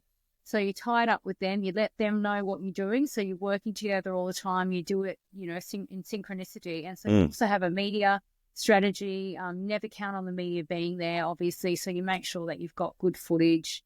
And usually you'll get media afterwards. And yes, like your legal strategy, which is they're all just as important as each other, and they all have a role to play. And you don't always go to win in court. Like a lot of these environmental campaigns are really about drawing attention. It's just another moment. You're at court now. You can have a protest there. You can invite the media. The people that are signing up for these things, I give legal talks to them saying what their risks are in terms of conviction and what that might mean. Most of the protesters that I represent don't get on planes anyway, so they're not worried if they've got, but usually it's just a fine-only offence, and it's so important that they... But this is, and sorry, just to clarify for the audience, this is when there's logging happening in a particular forest. There might be endangered species there. There might be a question as to whether regulations are being followed. And there's also the necessity, necessity. So in Queensland, you've got the extraordinary climate emergency. Well, not a climate emergency, extraordinary defence. Yes. Extraordinary emergency defence. Which I ran in a climate case and completely failed. So we've destroyed that. You've got necessity, and it's just no one's ever got up on it. But you still have to keep... Well, in the UK... So this is the strategy with necessity. I've worked it out because we had a judge sitting alone, and I can talk more about what happened, but the wonderful client was a geography teacher from Victoria, very committed Christian, and he set up a tripod on the Horizon train line to stop the Adani coal being shipped overseas, effectively, climate change. And he actually sat up, like this was way before any lawyers got involved. He set up his tripod with a big banner saying this is an act of self-defense because he'd looked at the law and he had then gone along in the Bowen Magistrates Court and represented himself. Good on him. He actually called one of the authors of the IPCC climate reports to give expert evidence in the Bowen Magistrates Court, who was cross-examined by a police prosecutor who might have been not that enamoured with the idea of climate change, because reading the transcript was quite hilarious. And that was Professor Brendan Mackey, of course, from Griffith University. But the client, and he got a lot of media, he got international media, he was in Al Jazeera, The Guardian, International, etc. But he went down, and then I came on as his lawyer. He briefed the wonderful Kylie Hillard, and I think there was a junior barrister involved, and so it went. But effectively the wash up of the trying to use the extraordinary emergency defence, Section 25 of the Criminal Code. I think Queensland Criminal Code was, the kinds of cases where that has been successful, for example, was someone driving down Lutwich Road, going through numerous red lights because they were being chased by a car full of neo-Nazis. Whereas in this case, our client had given evidence that he'd been aware of climate change for 30 years. So the kind of logical deduction from that was, well, it's taken you 30 years to come and get arrested. That's not really an extraordinary emergency.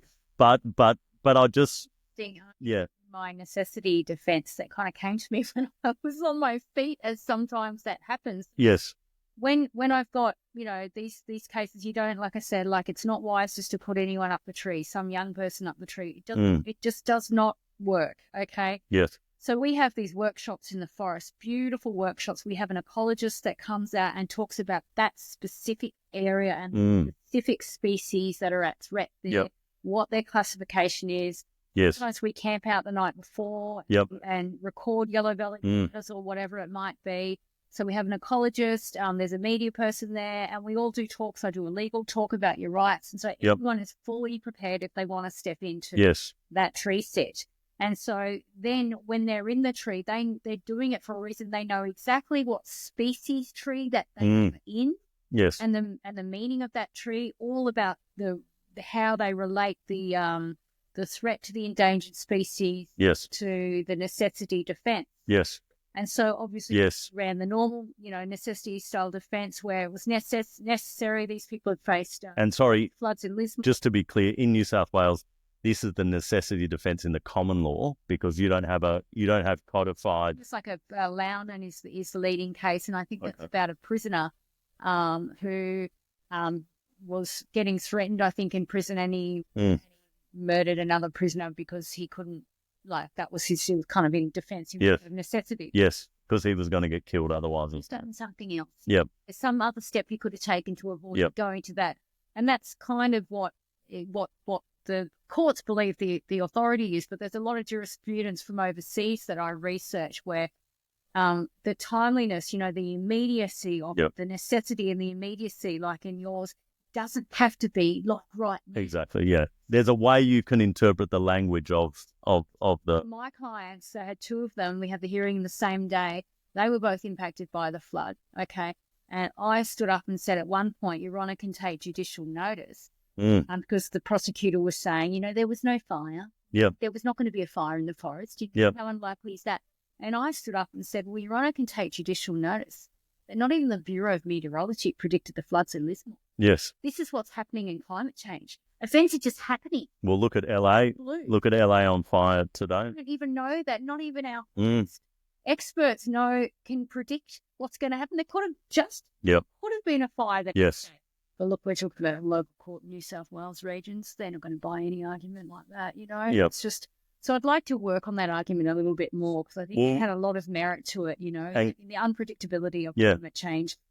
Yes. We really need a proper defence, but that's not going to happen. So if we can kind of... Well, can I say that in my research in comparative jurisdictions, particularly in the UK, but also in the US, there are a number of cases where climate activist protesters have been acquitted of charges, but in all of those cases, they had a jury of their peers.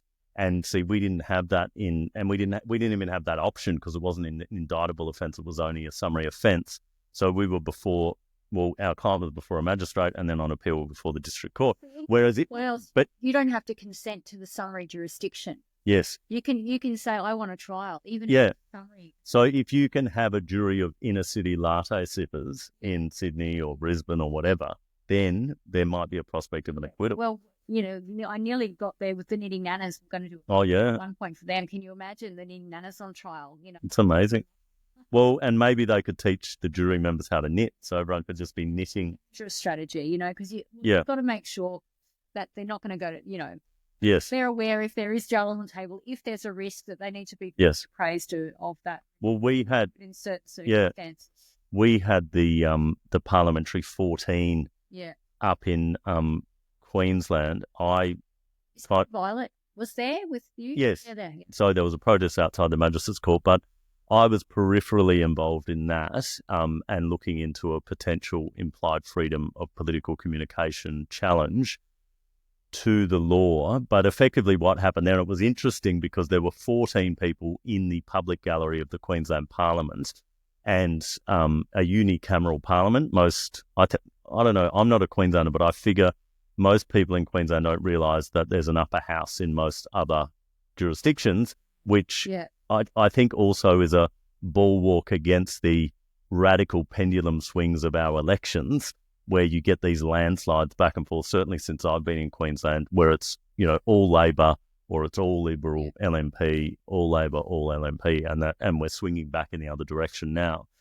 But the eldest person who got arrested was 89 years old, and most of the parliamentary 14 were over 50. And it was really remarkable because a lot of them were very upstanding citizens. And I think the optics of that, when you're not just a kind of dirty young protester, it's interesting the reception one gets in court when you've, had a successful career in your life. And I think that's happening more and more often. And I think there were look, I was fascinated with that case. But they get bond, like good behaviour bond. It's so... Oh, yeah. It's like I can't stand... So you can't do anything else. And said, Your Honour, my client, there's a penalty in New South Wales called conviction no further penalty. It's called Section 10, capital A. Right now, when you're a lawyer, you're always trying not to get a conviction for your client every single time until it comes to these kind of protests. Like, they don't want a bond hanging over their head for the next 2 years to be of good behaviour, meaning if they breach it and do another climate action, they're going to be in big trouble. So, which means they get charged with the original... Sorry. They get resentenced. Resentenced for the original one and the secondary one. Your Honour, Miss Lloyd, I'm thinking about a no conviction good behaviour bond. You got nothing to say about that? And I said, well, yes, Your Honour, actually, my instructions are my client would prefer a conviction and a fine.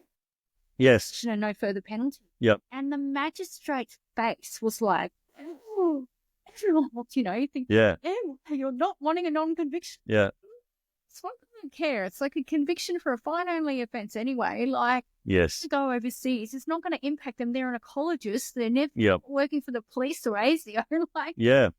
And I had to argue for a conviction that day. Oh, my God. Because she was not going to do, which was the Section 10 dismissal. Actually, I did get Section 10 dismissal ×3 for that one. But was arguing in that if not complete dismissal, then a conviction and no further penalty. She was shocked. But So now might be a good time to just move quickly to, what was your motivation for leaving the Labor Party, going to the Greens? Again, I was involved with the Greens. I actually worked at a national firm that was very involved with the Labor Party.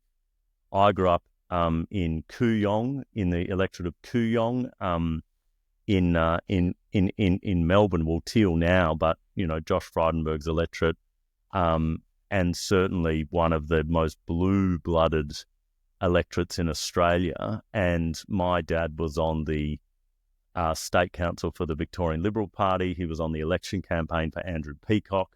I think he was the, chair of the East Hawthorn Liberal Party chapter or whatever it was. My grandparents were in the Labor Party. They joined the DLP to kind of divert away from the communists. And I feel like everyone kind of rebels. So then I ended up joining the Greens, of course. But I did work at a very heavily oriented Labor firm. But anyway, and I was asked to run as a Teal. My response to that was, A, I'm not female, and B, sure, I'd be interested, but, that might be something kind of stopping me. But, that the campaign before was grueling, as we discussed, and I wasn't that keen to kind of get back in the... I've had massive admiration for people getting into the fray and people being in there, and I do appreciate the diversity of the crossbench, and I think it's really important for our democracy, and I think minority governments are really important for our democracy. And effective, exactly, and legislatively effective, that is so. So can you just talk about, and I also wanted to ask you about representing, because Violet Coco, as I said before, she went to prison. So what's the motivation for you regarding, Labour. Moving. well, yeah, and being in the Greens, obviously working on climate change issues, and what happened with Violet Coco, the famous protester? I was living in Lismore. Yes. I was on council as a Labor councillor, and in 2017 we got hit with some very devastating floods, the first lot of floods, and then again 2022. And I worked a lot in the drug law reform sector as well. Was part of the decriminalisation roundtable headed by the lovely commissioner and Sally Dowling, council assistant, who's now in DPP. Yes. State DPP. And so I was just getting more and more outraged at Labor. Yes. But I had this thing that I've seen a lot of people seem to be experiencing in Labor, which is this kind of Labor loyalty thing. Yep. And because I was on council, I didn't want to leave because they got me on council. You just can't win whether you leave early or leave. Yep. I waited to the end of there, and then I got out and I wrote them a letter because I thought, I'm going to tell you, why I'm going to give you some feedback. So I sent an email to the Labor address I had in my email, and it was, just basically all you guys care about is blowing up, each other's assholes, and it's quite full on. And you don't care about drug law reform, blah, blah, blah, blah. But it was a lot about, fossil fuels and climate change and dirty donations and political lobbyists and things like that. And I'm just like, I'm done. And send that off. It felt so good. And then I just got like a bounce back, email. Like sorry, not a bounce back, but an automated response. Thank you for your feedback. And then they said, we'll take it on board. They finally took me off as a member. They sent me like a survey to fill out. I'm like, I'm not filling out a dumb survey. Yep. More information. Yes. Anyway, so I left that, and I think I live and breathe the 4 pillars, and it was. And what are the 4 pillars? Pillars are peace and non-violence, ecological. And does that mean a number of kumbayas each day? It does. How many? It does. 20? 20. We've got a very bad in-joke about 20, but that will come apparent when we do our upside-down shadow work. What is it called? The Upside Down Stranger Things podcast. That's starring Barbie and who is it? Greg? No. Greg and Barbie. No, Jerry and Barbie. Oh, sorry, Jerry and Barbie. Yeah, that's right. Yeah. So we'll see Jerry and Barbie, and you'll know all about the number 20. Yeah. So anyway, 20 kumbayas for the first pillar. I'm done. I was like... No, you only got to the second pillar. Social democracy. Yep. And... Does that mean socialising while doing democracy? Yeah. Like... You're getting me now because I can't think straight now. But is that like cocktail parties for homeless people? Is that the kind of thing? Be that. Okay, wonderful. We love that. What else? And... animal onesies in the council chamber. Did you ever wear an animal onesie in the council chamber? Did I wear the koala suit once, though. Were you ever tempted? To wear an animal onesie? Yeah. Oh, yeah. What would you have worn? The koala. Oh, just a koala. Yeah, because we had That's a bit predictable, isn't it? Koala called. What is the name for a koala in Aboriginal language? I can't remember. Would it be yours? Birrippi. We had Birrippi come to council chambers and present once. Wow. Yeah, because we had a development in... That's like a rights of nature presentation. Very good. And Birrippi came in. Yeah. This koala. Yeah. You get 4 minutes. I said, Birrippi, you're going to go there and you're going to sit there and just be silent. Yep. Because you can't talk because you're a koala. Oh, yeah. And you're speaking because you got no voice. We've got to... Yeah. Oh, yeah. So, theatre. The theatre of politics. Like, if you're not going to talk in your 4 minutes, you could go. It was so ridiculous. But that's like well, I love that. Going back to our conversation earlier before the podcast about the world having too many words, getting rid of words. So the silent filibuster, that is a very powerful... That the animal... Talk for the whole thought, not talk for... That's outrageous. That is outrageous. Yeah. Yeah, I know. Look, I'm going to write a book with no words, and I'm going to do a talk. Yeah, I'm going to do a talking tour, a world. I'm going to do a world talking tour for my book with no words, where I don't even talk, and it's going to be a sellout. It's going to be amazing. But that's the Shadow World podcast. Yeah. So so I left. Yeah. And I joined the Greens. As soon as I quit council, I joined the Greens. It was a natural home for me, and a lot of people a lot of Greens who were in Labor, And I think what that taught me is something that I hope lots of people can learn from as well. It is okay to political party. Yes. And another one. Because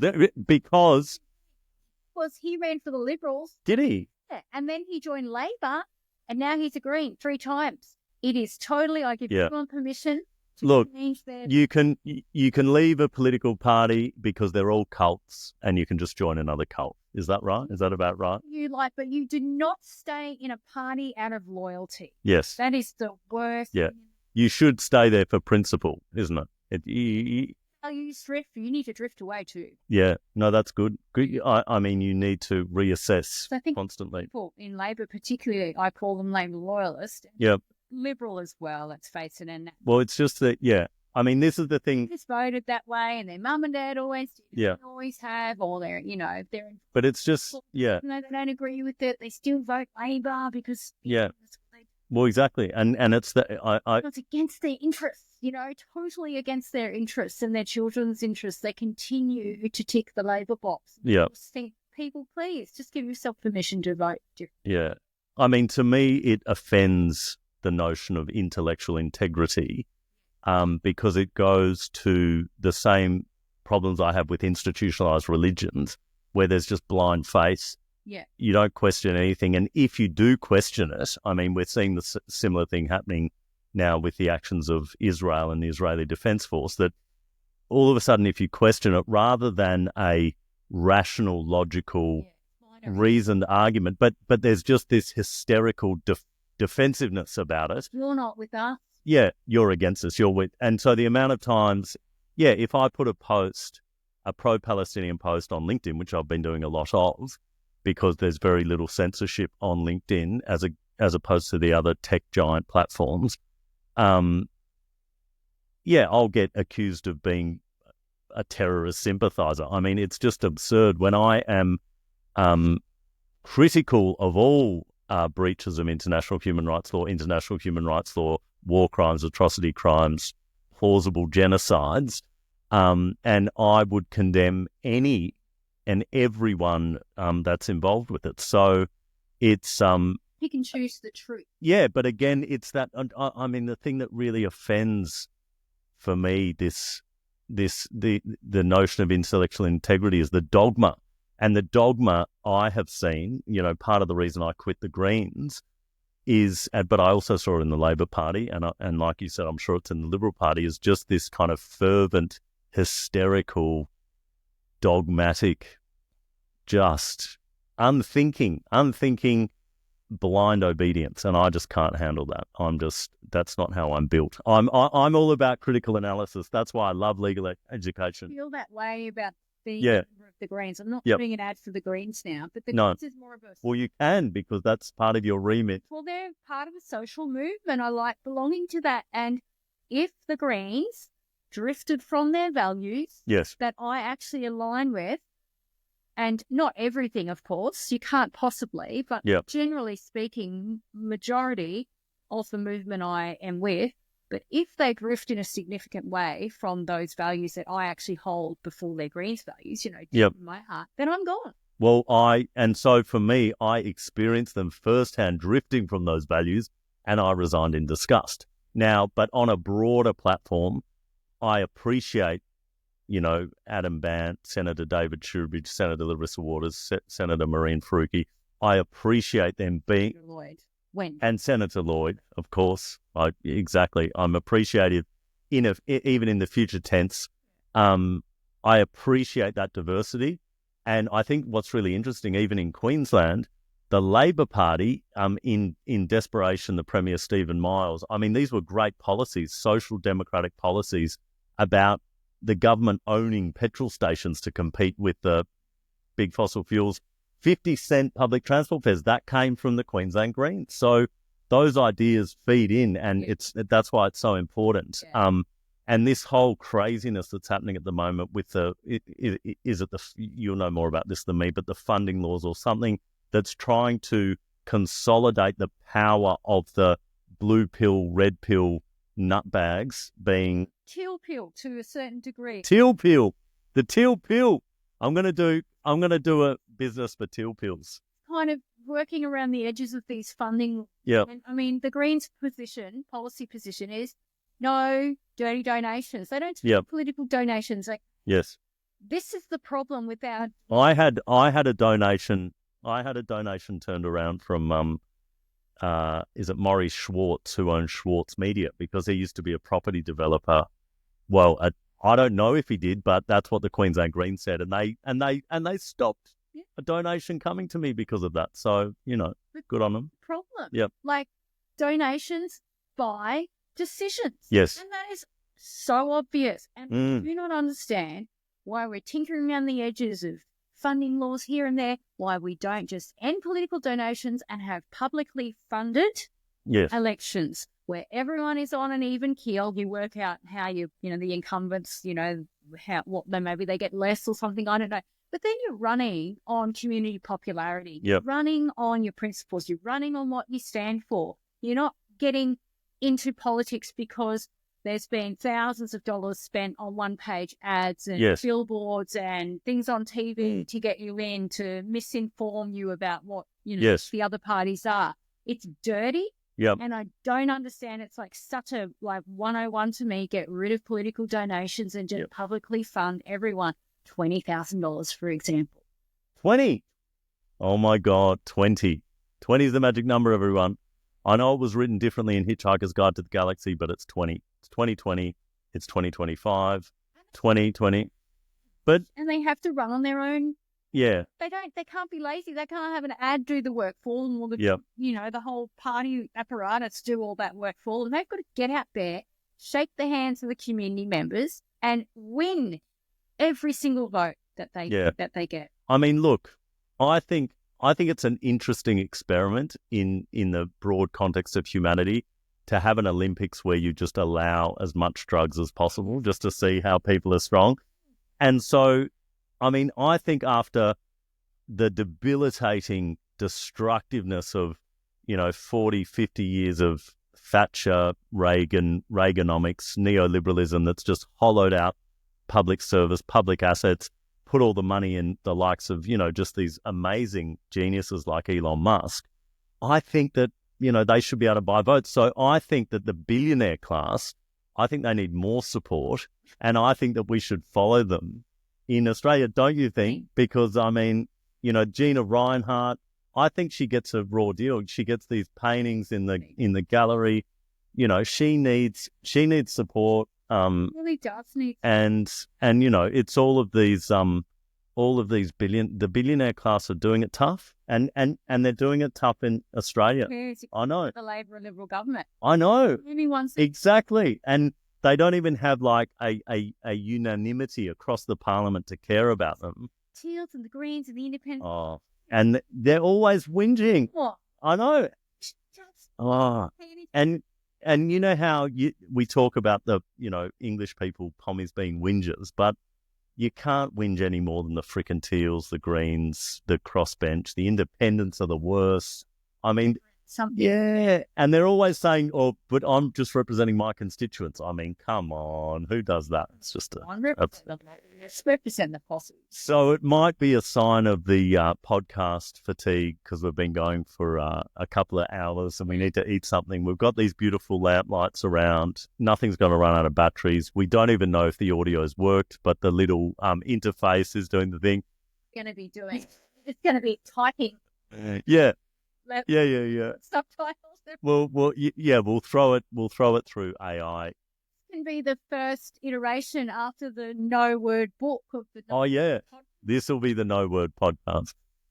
No, exactly. But look, to finish off, I did want to touch on, because I was responsible as part of my master's dissertation over at the hallowed halls of Oxford University, of writing a paper on why the heck Australia is the only Western liberal democracy without a Bill of Rights, constitutional, or a Human Rights Act.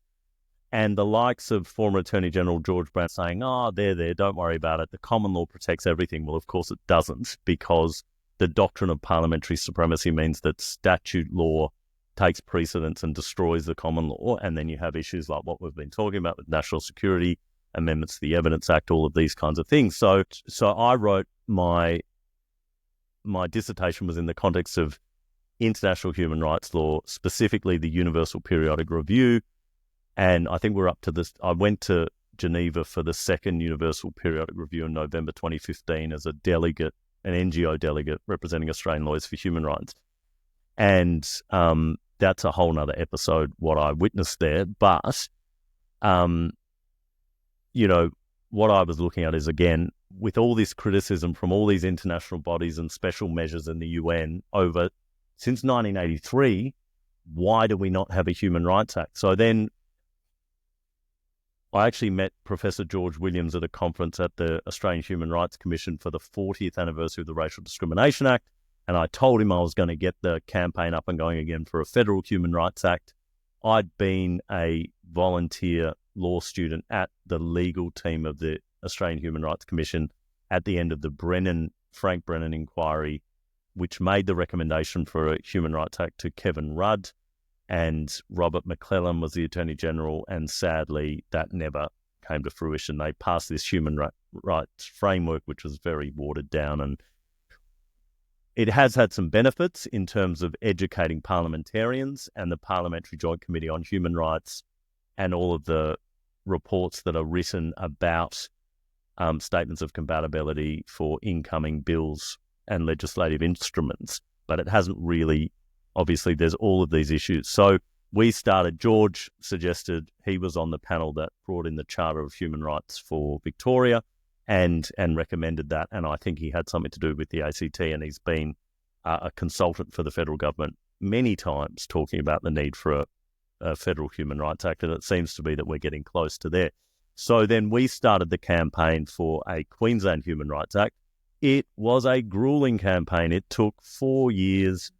It was just so difficult to convince politicians. I mean, it felt grueling because it just waxed and wanes, and at one point we had 150 organisations on board, and then at another point it was back to the three of us who were there in the beginning, meeting with the Attorney General again, meeting with the Speaker, etc.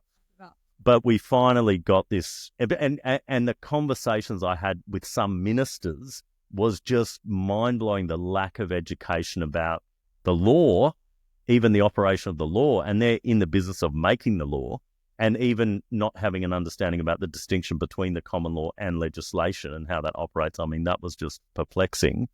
But also just no basic understanding of what it means to have human rights, that it's not a lawyer's picnic, that it is about checking the exercise of the power of the state. And now we have a Queensland Human Rights Act. So this is my very long-winded way of asking the question, why the hell doesn't New South Wales have a Human Rights Act? Well, I think on a federal level, Senator Shoebridge is maybe introducing federal human rights, potentially. But my comment to that would be, of course we need a Human Rights Act. It's obvious, but more importantly, there's no rights in an autocracy, and there's no rights in an autocratic dead planet. And I think when we're talking about the reality of the breach of the separation of powers and the disintegration of our democracy, we gotta be focused on that big picture stuff. And the way we do that, and I think this is perhaps what we don't do so well in the climate change arena, is that we've got all the politicians in Parliament, everyone talking to the scientists and the teachers and the young people and the students and the little groups, and they're all in a little circle talking to each other. The voters are at home watching the footy and home and away. What we need in this country, this is my manifesto, okay, ready? This is what we need in the country. We need civics education back in school.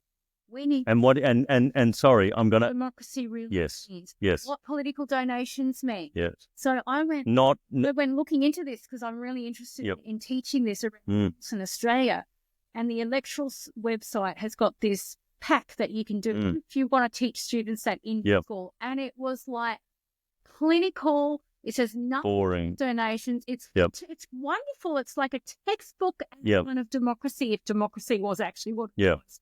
But it's got nothing about influence in politics, lobbyists, etc. And what is really going on, and what you vote really means, and what human rights really mean. So if we can get to, I'm not going to say the word, the politicians, get rid of them, put them aside. Yep. Let's go to the people. Yes. And educate them in civics. Educate them on what it means to have a human right, what the human rights are, what you vote, what is really going on with your vote. Well, and who is really making the decisions for you, and empower them. That's the only way we can take back democracy. Yeah, and certainly the agency of the citizen in terms of a civic education.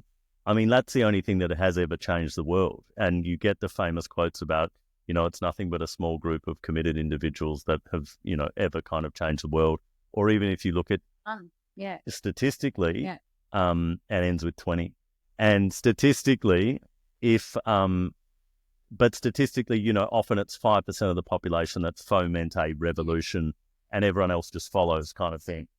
Change. I mean, no, things do change. Violent protests. Yeah. This is how you change anything. I don't know if you've got to adapt to what we're living in and where we are and where the power is sitting, because what works then is not necessarily going to work now, but education, information will always work. Yes. But information. And but it's also, I think it's different in terms of what, different issues, different geographical areas, different geographical contexts. But what I was going to say is that the agency of the citizen, like people feel so switched off, tuned out, disempowered.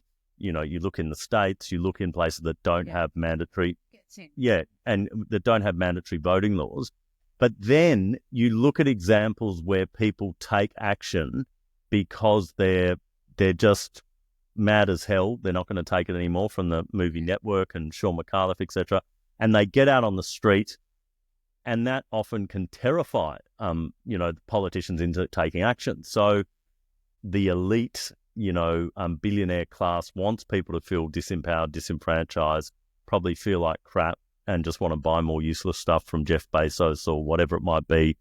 But in fact, that education that is so empowering, and the empowerment that can be very healthy, hopeful, probably keep people out of prison if you look at it in a broader way, can make people have more meaningful lives, and also make people feel hopeful that they do live in a democracy, because when they talk to their representatives, it actually foments positive change.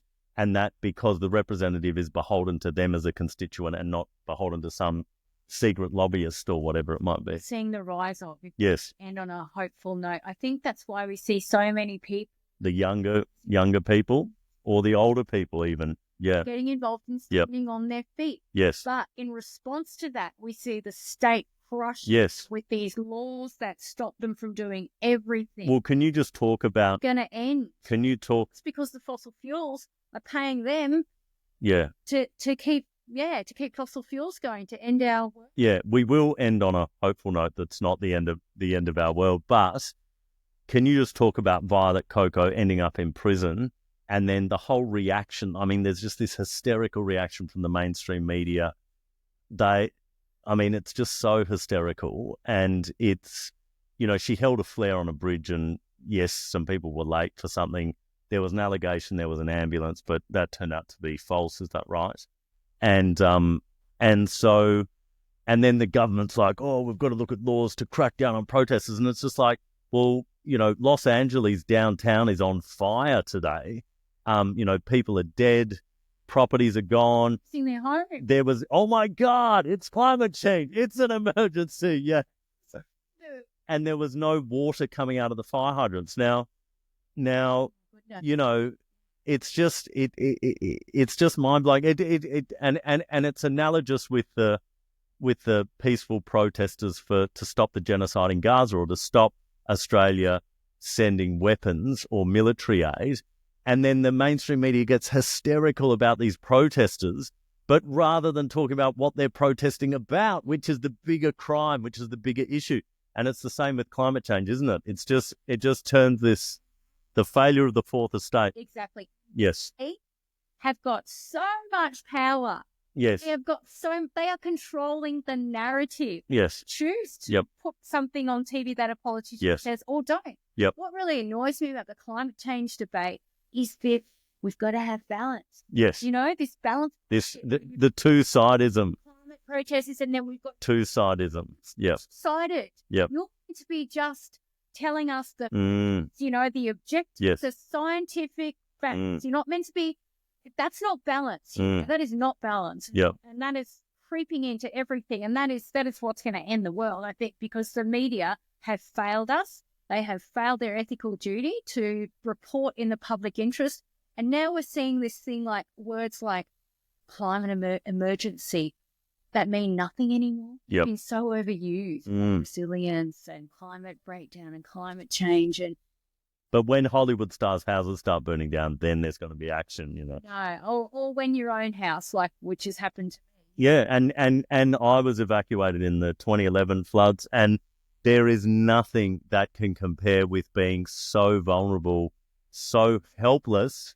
You can't do anything because this huge amount of water is coming for you. It's down as well. Yeah, and yeah. So if we had no petrol in Lisbon, we couldn't go to. Oh, yeah. Well, really, it wasn't that. Yeah. But it's like a war zone comparatively. Yeah. Living in an apocalypse. Yeah. Anyone who went through that flood in Lisbon, Yes. it was like, I thought at one point that the rain was never going to stop. Yes. Like that sideways. Yes. And it was going for and it drives you mad. Yeah.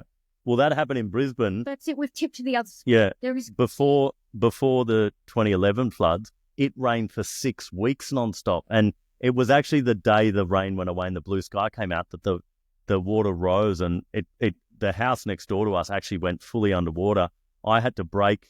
I got permission, I think, from a police officer to break into a car so we could move a car up the hill. So because the water, it was almost entrancing because it was a beautiful day all of a sudden, and the water was so slow, but it just took everything, And I was out there at 5 a.m. with the neighbour, like lifting 3 pianos out of underneath his house.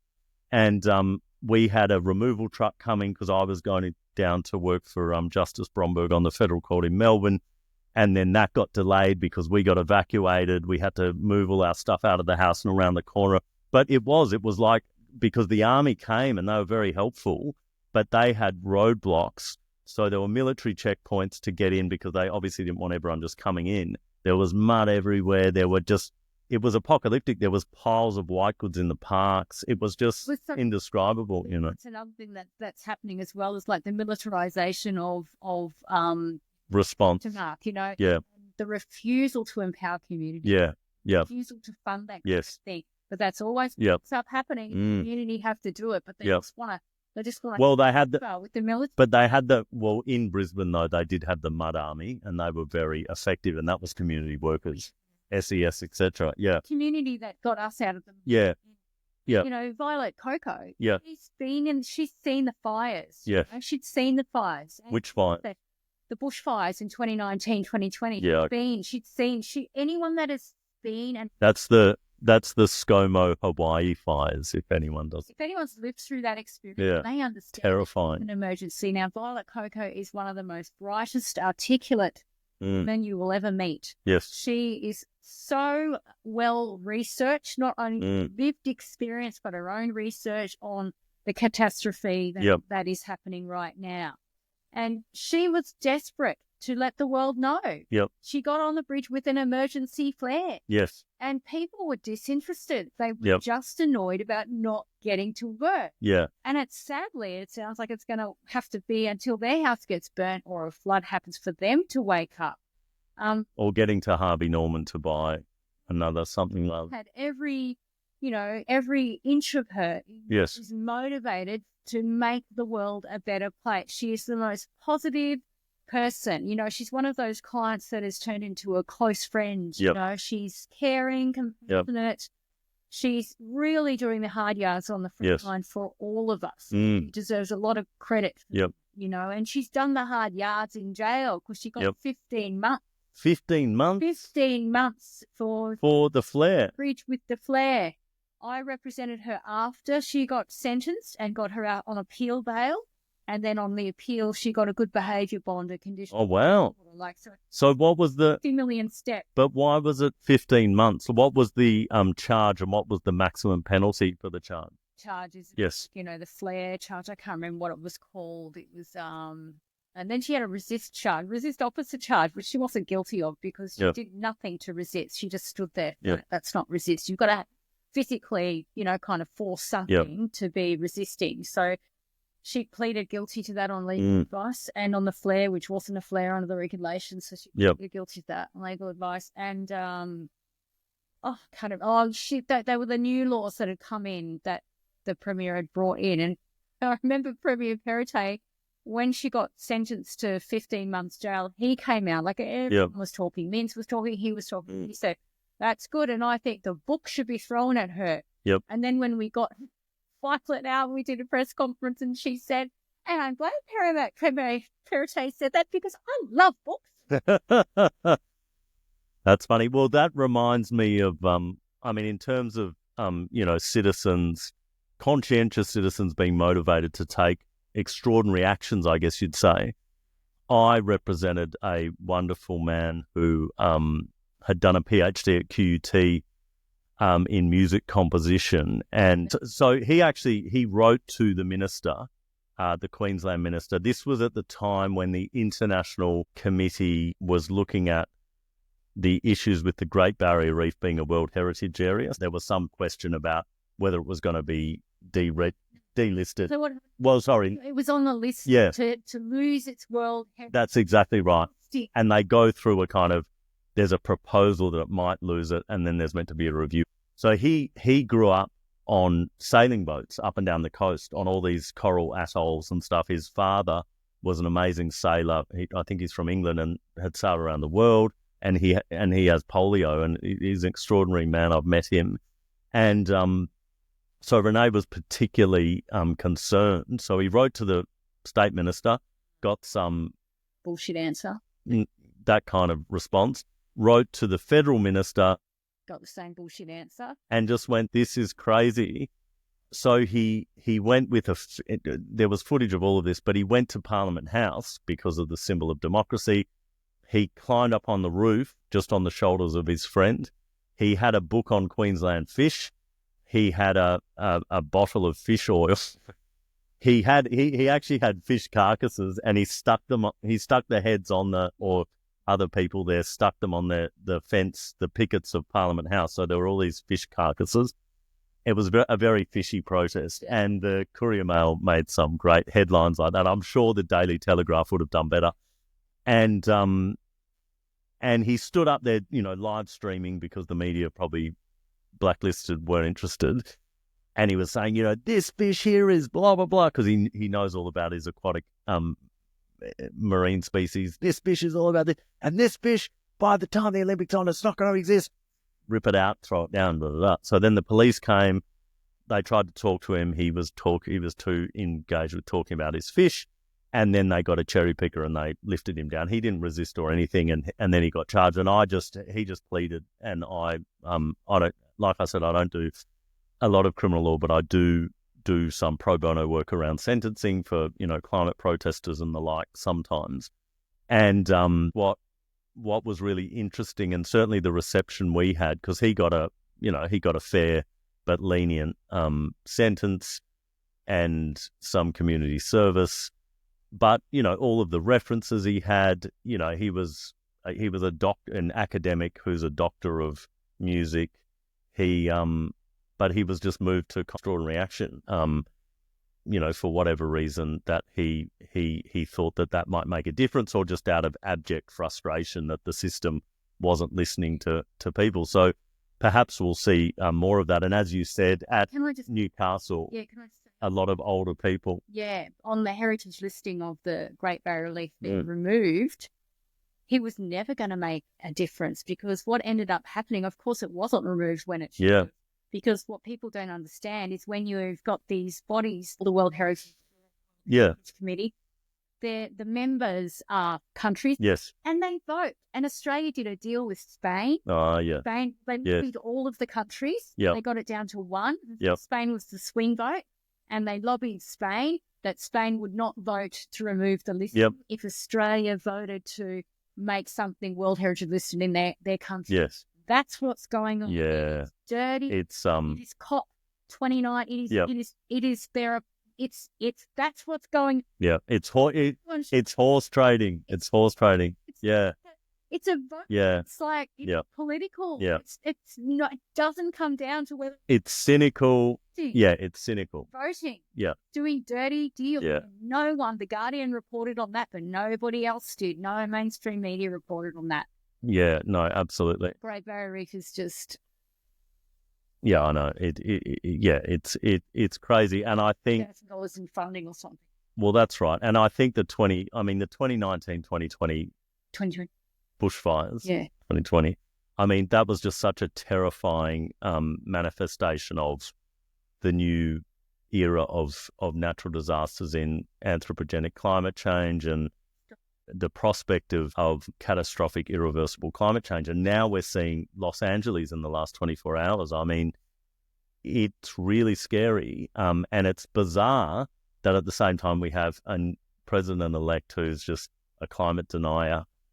You know, I mean, he's so transactional. He's going to make all the deals with all the, big businessmen and whatever that is. But if we can just finish on a positive note, I just wanted to know what, from all of your experience, from your passions, from your interests, politics, the law, and certainly for younger people who might feel overwhelmed and or disillusioned with the system, the baby boomers, they might say, have just kind of destroyed the planet, they've destroyed politics, but at some point in the next 20 years, they're going to be on their way out, and the next generation will be stepping up to take leadership. I mean, we're almost kind of getting over that hump, and the younger people will be coming in. Well, yeah. The younger people will be blaming us for not keeping our parents in check with the boomers, etc. But because I have people contact me on LinkedIn all the time, who want to work with me, not understanding that I'm a barrister and not a law firm, or because they see the interesting work that I do, or they want to know what it's like to do practice in the law that I'm doing. I used to go and talk to a lot of law students about the law, and I'd never sugarcoat it. I'd say that it's a grueling profession. I mean, if you have a choice to do anything else, maybe do that, unless you have a real passion for it. Because a lot of people would just study law because they got good grades at school and they weren't allowed to have a gap year and experience the world. I always joked that I had 8 gap years, but I, did a lot of study in that time as well. But what would you say to people who want to make a difference in the world? They realize that we're in a kind of chaotic, catastrophic time. We're kind of more interconnected than ever before, or there's a growing greater realization that we're more interconnected than ever before. And there's all of this kind of really just concentrations of exposés, whether it be of, colonization and the kind of embedded genocidal tendencies, or of the double standards when it comes to international law, or of the cynicism when it comes to international institutions, and just the disillusionment from all of that. But where can people get hope?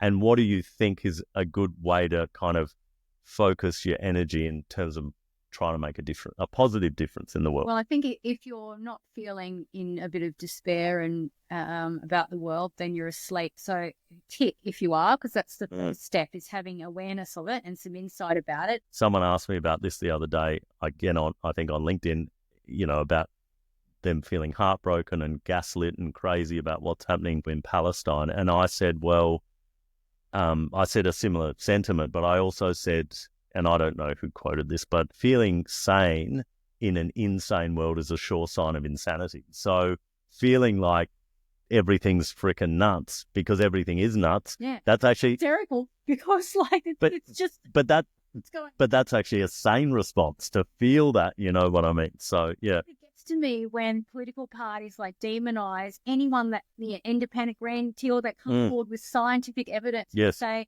it's like they pretend like it's not the science, yes, that it's just a political position, Well, let's talk about adult time for adult crime in Queensland. It's another episode.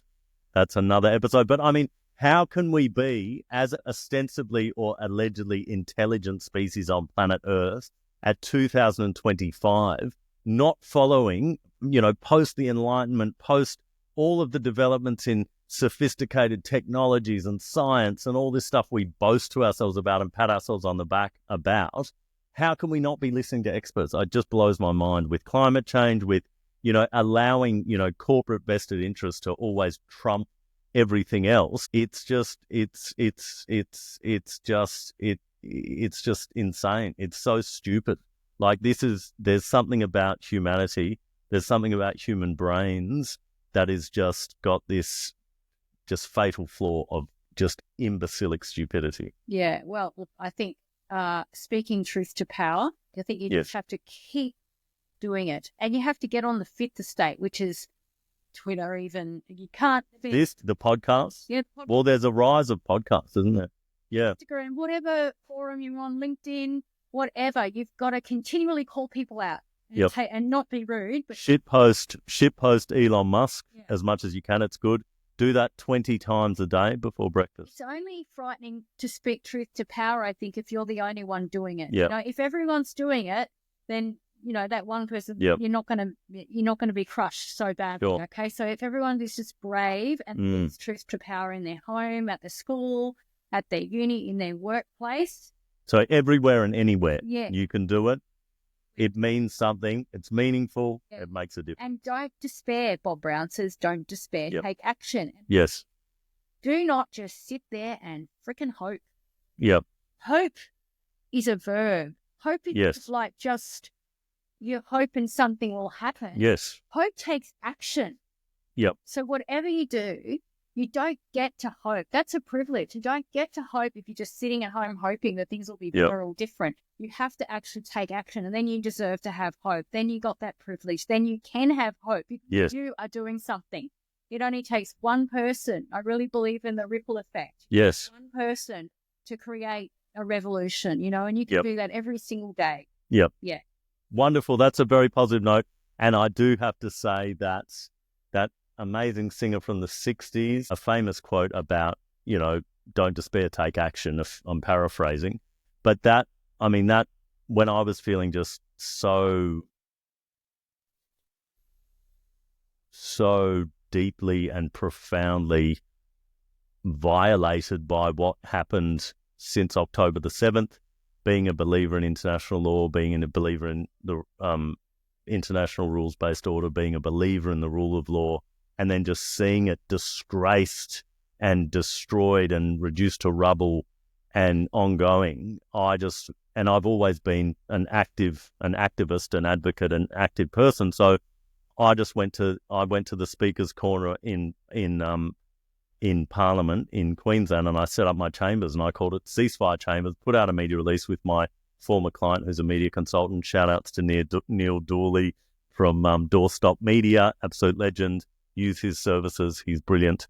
And we put out a media release, and mostly, of course, the media was disinterested. But the purpose of that was actually to show solidarity as a privileged white male Australian with all of my colleagues who, might be Palestinian, who might be Muslim, who might be, from other different parts of the world, just to say that, I care about this.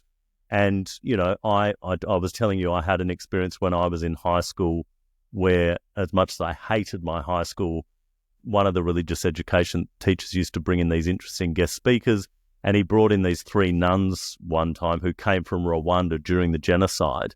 And I was so moved that I went down at the end after all the other students had left, and I said, I want to go to Rwanda and help you guys out.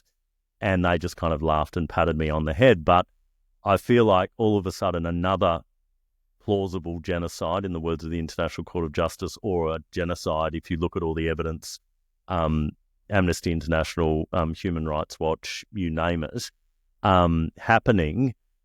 Well, now is the time not to be looking the other way, on the turning away, Pink Floyd, not to be cognitive dissonance about it. Not to be cognitive dissonance, not to just do anything. Yeah, not to just do your job, but actually to take a stand. Yeah. And as much as it might make people feel uncomfortable, they're not as uncomfortable as the children who were being massacred. They came for the socialist. Yeah, well, I did a reimagining of that that went viral because it was first they came for the socialists, I did not speak up because I was not a socialist, or the trade unionists, I did not speak up. Then they came for the Jews, I did not speak up because I wasn't a Jew.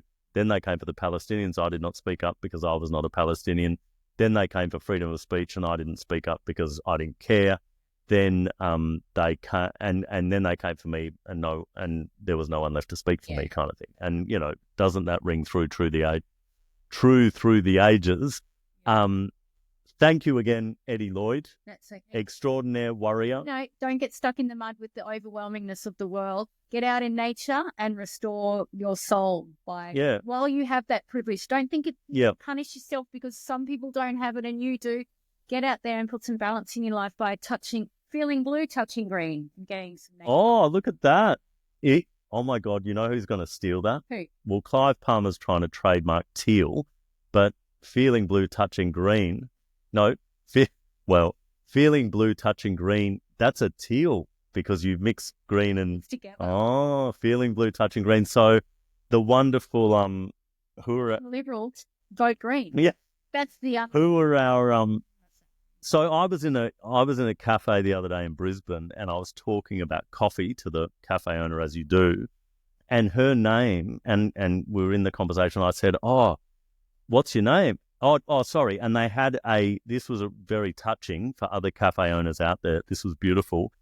They had on the menu, this is in Sherwood in Brisbane, but they had on the menu a iced coffee that was the name of a gentleman, and all the donations were to Beyond Blue. And so I ordered one and I was asking about it because obviously he'd sadly committed suicide. And the owner said, "Oh, that was the previous owners, and he was one of the employees, and he was well known around the area. It's very sad. He was a young man, and but we've kept the tradition going after I bought the cafe." And I just thought, well, that's absolutely awesome.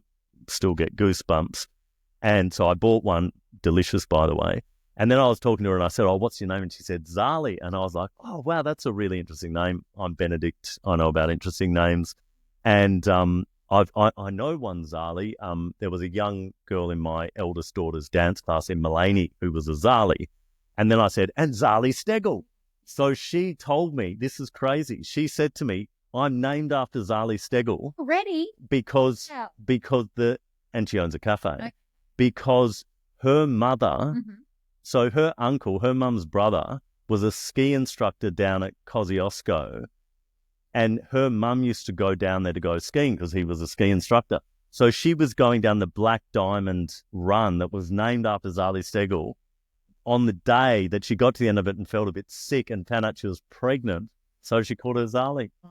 Shout outs to Zali at the, can't remember the name of the cafe, but they do the amazing iced coffee caffeinated beverage in honour of the young man. And they make the donations to Beyond Blue, which is very lovely. Every small act makes a difference. And that's what we've been talking about today. Thank you for tuning in. Like I said, there is an ongoing segment about unsolicited podcast feedback, which I will exercise my right to take no notice of. And we don't even know if this video angle worked out, but it was because Eddie protested about us looking like two separate rooms, like a podcast chumps. Yeah. So I was going to send her to a bedroom, and then I was going to be here. But instead we did it like this, and it's better. Who even knows if it'll work? But for all of the QAnon conspiracy theorists out there, there's the craziest Q drop you've ever seen. Do we say that everyone's been red pilled by looking at that? So your eyes have been opened. Somewhere deep in your subconscious, you know the answers to everything because it's on the board behind us. Got to stitch it all together. Yeah, the magic number's 20. Don't forget that.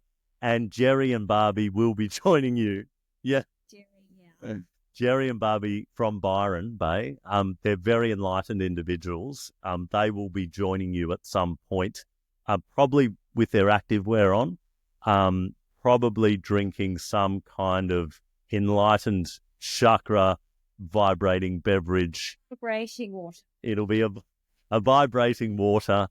and it'll, they'll just be exuding energy and talking about their journey. So look forward to that. There's so many journeys that we could go on with Jerry and Barbie. So yeah, please, thank you for tuning in. Yeah. Love you all.